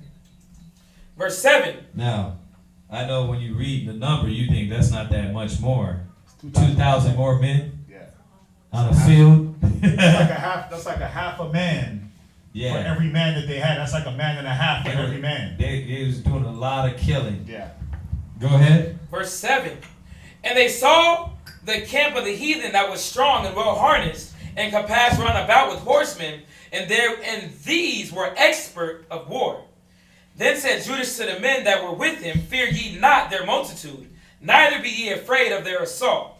Remember how our fathers were delivered in the Red Sea, when Pharaoh pursued them with an army. Now therefore let us cry unto heaven, if peradventure the Lord will have mercy upon us, and remember the covenant of our fathers, and destroy this host before our face this day. Verse 11. That so all the heathen may know that there is one who believeth, that one who delivereth and saveth Israel. Then the strangers lifted up their eyes and saw them coming over against them. Wherefore they went out of the camp to battle. But they that were with Judas sounded their trumpets. So they joined battle, and the heathen being discomfited fled into the plain. Howbeit all the hindmost of them were slain with the sword, for they pursued them unto Gazera, and unto the plains of Idumea, and Azotus, and Jamnia, so that there were slain of them upon 3,000 men. Verse 16. This done, Judas returned again with his host from pursuing them, and said when you read about wars like this, you got to understand that you had to send away the fearful and the unbelieving. Yeah. You had to send away the double-minded. Judas had the power and the faith and the courage on him. And that's what we have to see, that the scriptures say, take not a coward to war. You cannot be a coward in fighting this fight.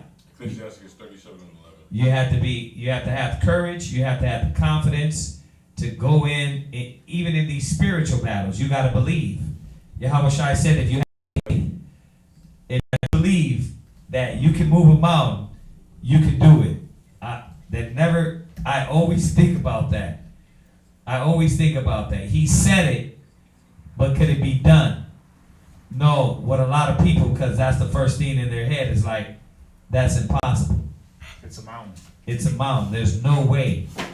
So you got to really look at your faith and say, why do I lack courage fighting on these things that are achievable, really, really, really achievable by the average man? Right? There should be no lack of faith. There should be no lack of courage that when you go about to do these things. It's got to be full-fledged confidence. No double-mindedness. And you will start seeing the Most High will move and you will conquer and you will run over things and you will do things you never expected. Right? The white man applies that all the time. Right? He does it with confidence. Right? I always think about that in basketball. When you got LeBron James and these, they say, yeah, I'm the best in the world. And they look at you and I say, man, that's a lot of pride. But it is pride, but they got a lot of confidence in themselves also. So we got to have confidence, not the false confidence and how to throw a ball in a hoop, but really how to have confidence and to do and to conquer these spirits daily or to do what we do for the Most High daily. Got to have confidence, man. Go ahead. Verse 18. And Gorgias and his host are here by us in the mountain.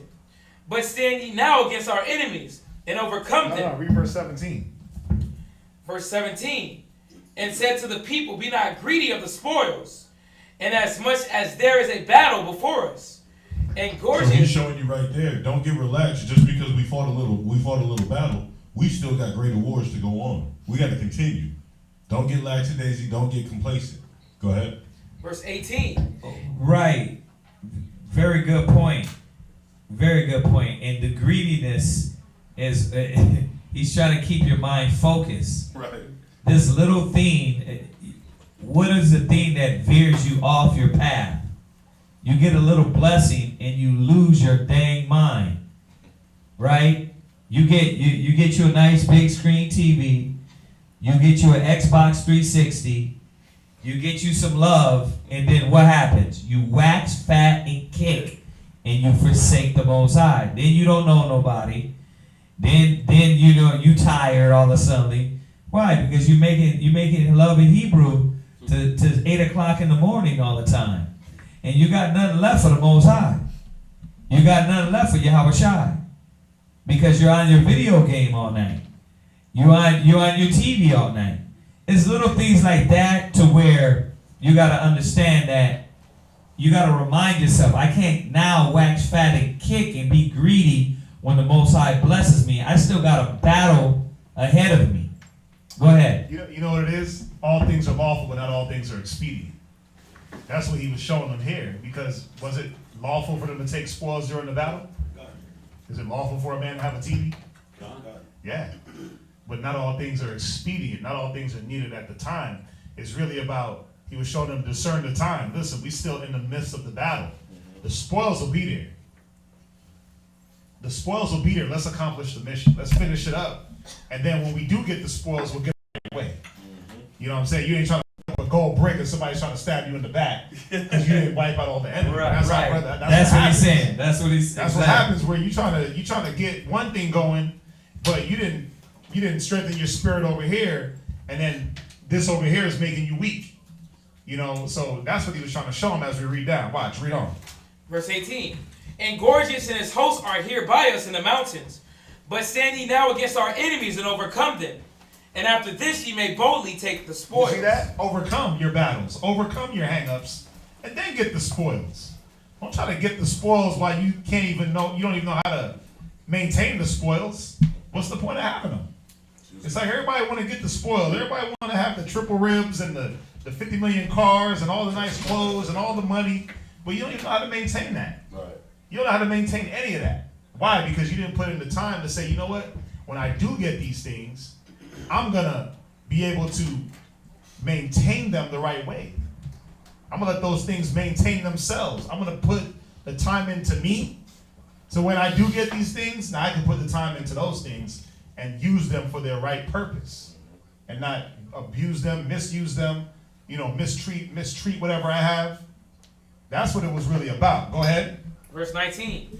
As Judas was yet speaking these words, there appeared a part of them looking out of the mountain, who when they perceived that the Jews had put their host to flight and were burning the tents, for the smoke that was seen declared what was done. When therefore they perceived these things, they were sore afraid. And seeing also the host of Judas in the plain ready to fight, they fled every one into the land of strangers. Then Judas returned to spoil the tents, which they got much gold and silver. You see, they got the gold and silver, but after they conquered their battle, they got this. They got it. They got the gold bricks. They got the garments. They got the women. They got all the spoils. But they didn't have to look over their back like, wait a minute, are these spoils gonna make me fall? Or is somebody gonna come and take me out because I'm trying to get the spoils? I didn't accomplish the mission the right way. Go ahead, read. And blue silk, and purple of the sea, and great riches. After this they went home, and sung a song of thanksgiving, and praised the Lord in heaven, because it is good, because his mercy endureth forever. Thus Israel had a great deliverance that day.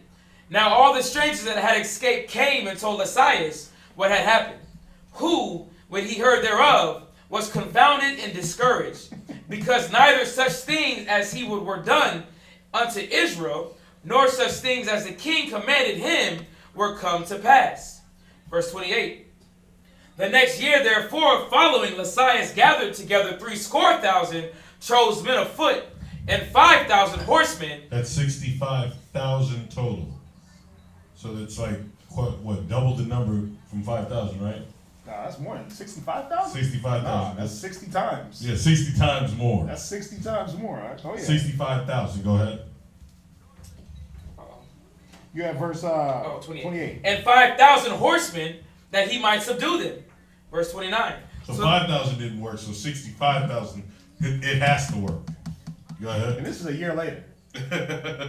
Go ahead. So they came into Idumea and pitched their tents at Beersheba, and Judas met them with 10,000 men. And when he saw that mighty army, he prayed and said, Blessed art thou, O Savior of Israel, who didst quell the violence of the mighty man by the hand of thy servant David, and gave us the host of strangers into the hands of Jonathan the son of Saul, and his armor bearer. Shut up this army in the hand of thy people Israel, and let them be confounded in their power and horsemen. You see what he's doing every time he goes into battle? This is what we got to be doing every time we get into that spiritual battle. We got to recollect the times of old that the Most High was there for, and know that that's our strength, and we're going to conquer this. That's exactly what he's doing. Go ahead. Verse 32. Make them be of no courage, and cause the boldness of their strength to fall away. You got to first and foremost always ask the Most High, like in every battle, like he just said, you got to look at how these men operated. They didn't say, well, okay, I'm about to go kill these niggas. It's on me. What's the first thing they do? They ask the Most High for the help. We got to get better at that. So what is he doing here? This is a prayer. Got to get better at praying and asking the Most High, listen, help me, deliver me, don't forsake me. We got to get better at that. It's simple things like that where if you just ask, the Most High will give it, but a lot of y'all don't ask. Y'all like, oh, well, pray for what? And then you don't trust. You won't wait. You won't be patient, for it to come. And you move rashly and you end up resorting back to your faulty wisdom and knowledge, and you make the same mistakes. So, yeah, man, our history is really a big example when we read about these men. Come on. And let them wait at their destruction. Cast them down with the sword of them that love thee. And let all those that know thy name praise thee with thanksgiving. So they joined battle. And there were slain of the host of Lysias about 5,000 men. Even before them were they slain. Now therefore Lysias saw his army put to flight, and the manliness of Judas' soldiers, and how they were ready either to live or die. What is that? Valiantly. He went into Antiochia, and gathered together a company of strangers, and having made his army greater than it was, he proposed to come again into Judea. So you had 65,000 men versus 10,000 men, and then they killed 5,000 men, and you got 60,000 that went into flight. Why? Because he put his trust and he put his prayer into the Most High, and he won that fight. And the scriptures tell us that one man will put 1,000 to flight, or is it one man will put 10,000 to flight? Yeah. You see that? So that was our strength, but it was always the strength was always based in our belief and faith in the Most High. You got to see that. Where now a little 5-foot cop pulls around the block and niggas scatter. You automatically your butthole puckers up when you get pulled over by the cops. You get nervous. See flashing lights. You see the lights and you like, oh my God. Your knees go numb. Your whole legs turn into puddles. Why? Because you're lacking something.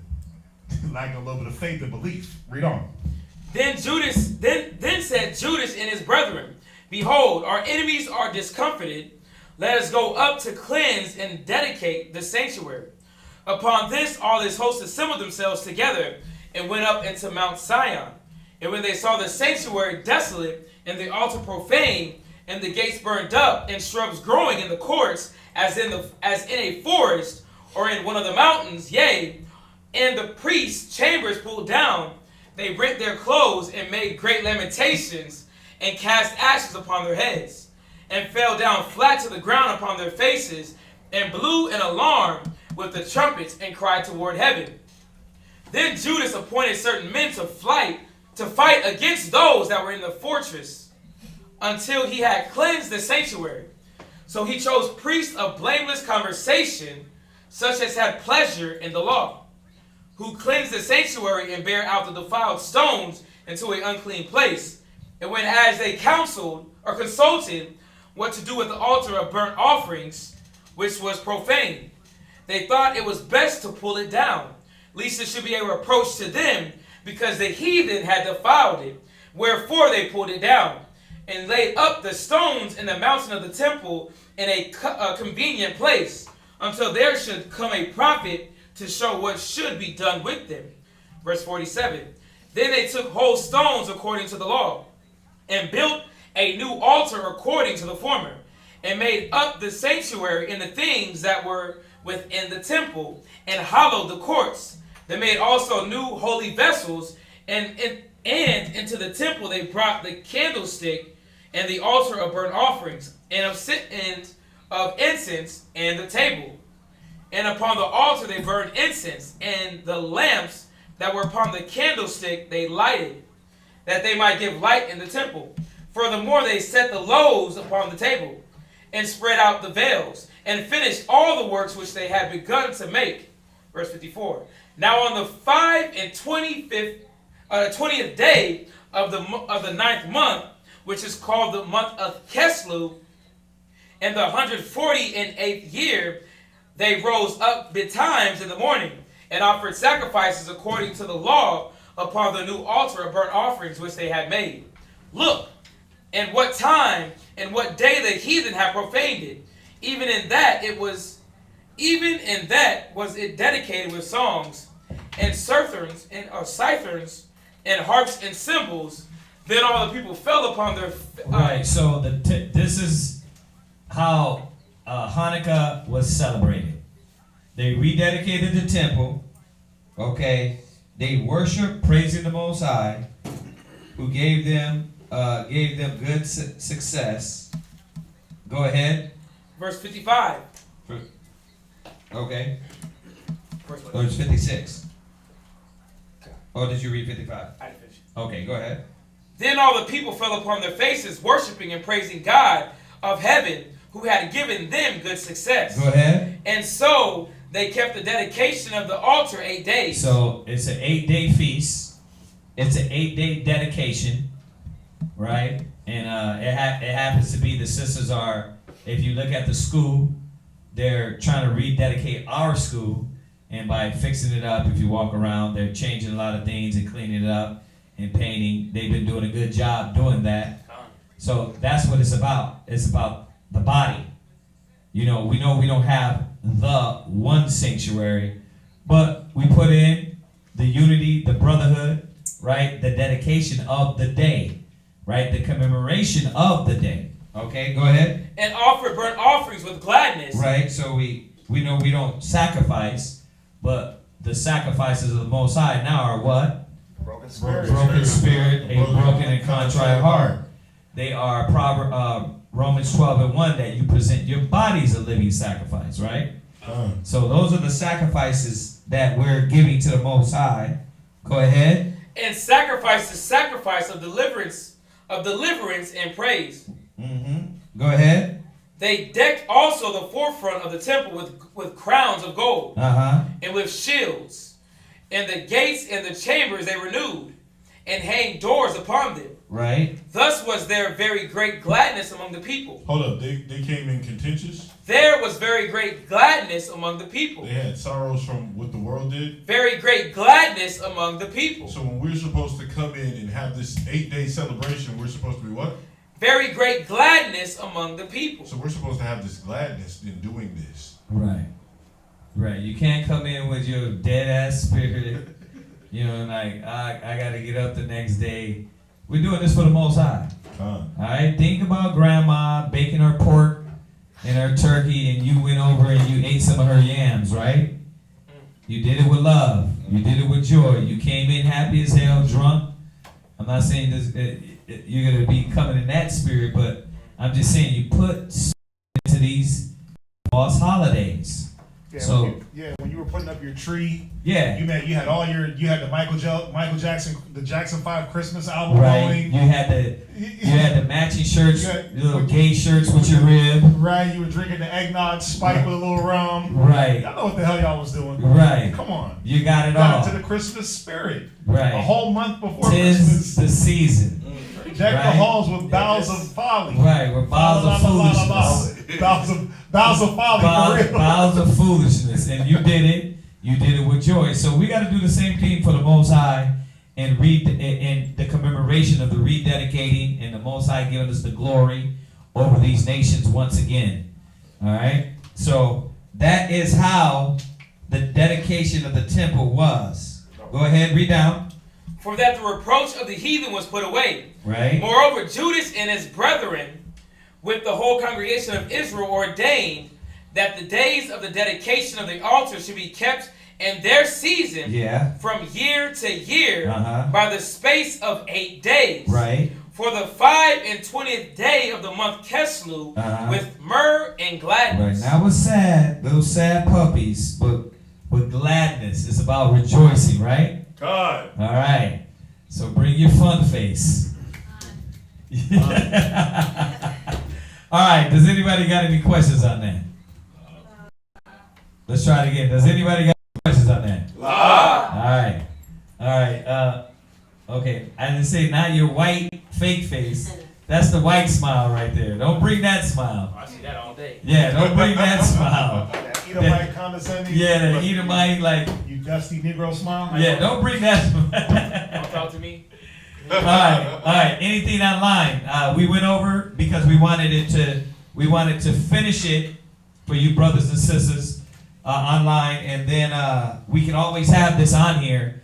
A lot of people start asking about these high holy days, so we're gonna be doing it like this. That way, oh yeah, Hanukkah, we went over that. Send them the video, okay? So we read all the way through, and this was the rededication of the temple. Okay. Anybody lost? Everybody understand? Okay, anything online? We'll wait a few seconds, and while we're waiting, just to let you know, if you are in town, you're local, and you want to commemorate the High Holy Day with us, come down and join us. The number's going to be on the screen. You can hit us up, 281-707-2737, or hit up Priest Katzazop on his number, and you can get with us, and we'll give you the directions on how to get there and all that stuff. So tomorrow, Friday is the beginning of Hanukkah. We're going to be celebrating that, so we won't be online, y'all. We're going to be getting together and commemorating the High Holy Day. So we won't be online. There won't be class. All right? So is that it? Anything? Okay. We'll wait a few seconds because I know the feed takes a little bit to get to them. I don't want to cut off if they have any questions on that. What else? That's it, right? Okay. All right. Anything yet? Nothing? Okay, let's salute them. Say shalom, y'all. Shalom. We'll see y'all We will be here for the Sabbath morning class. So, Sabbath morning, we will be here. All right? Sabbath morning, Saturday morning, we will be here. All right, shalom. All right. I imagine what Padam, rise and face the east.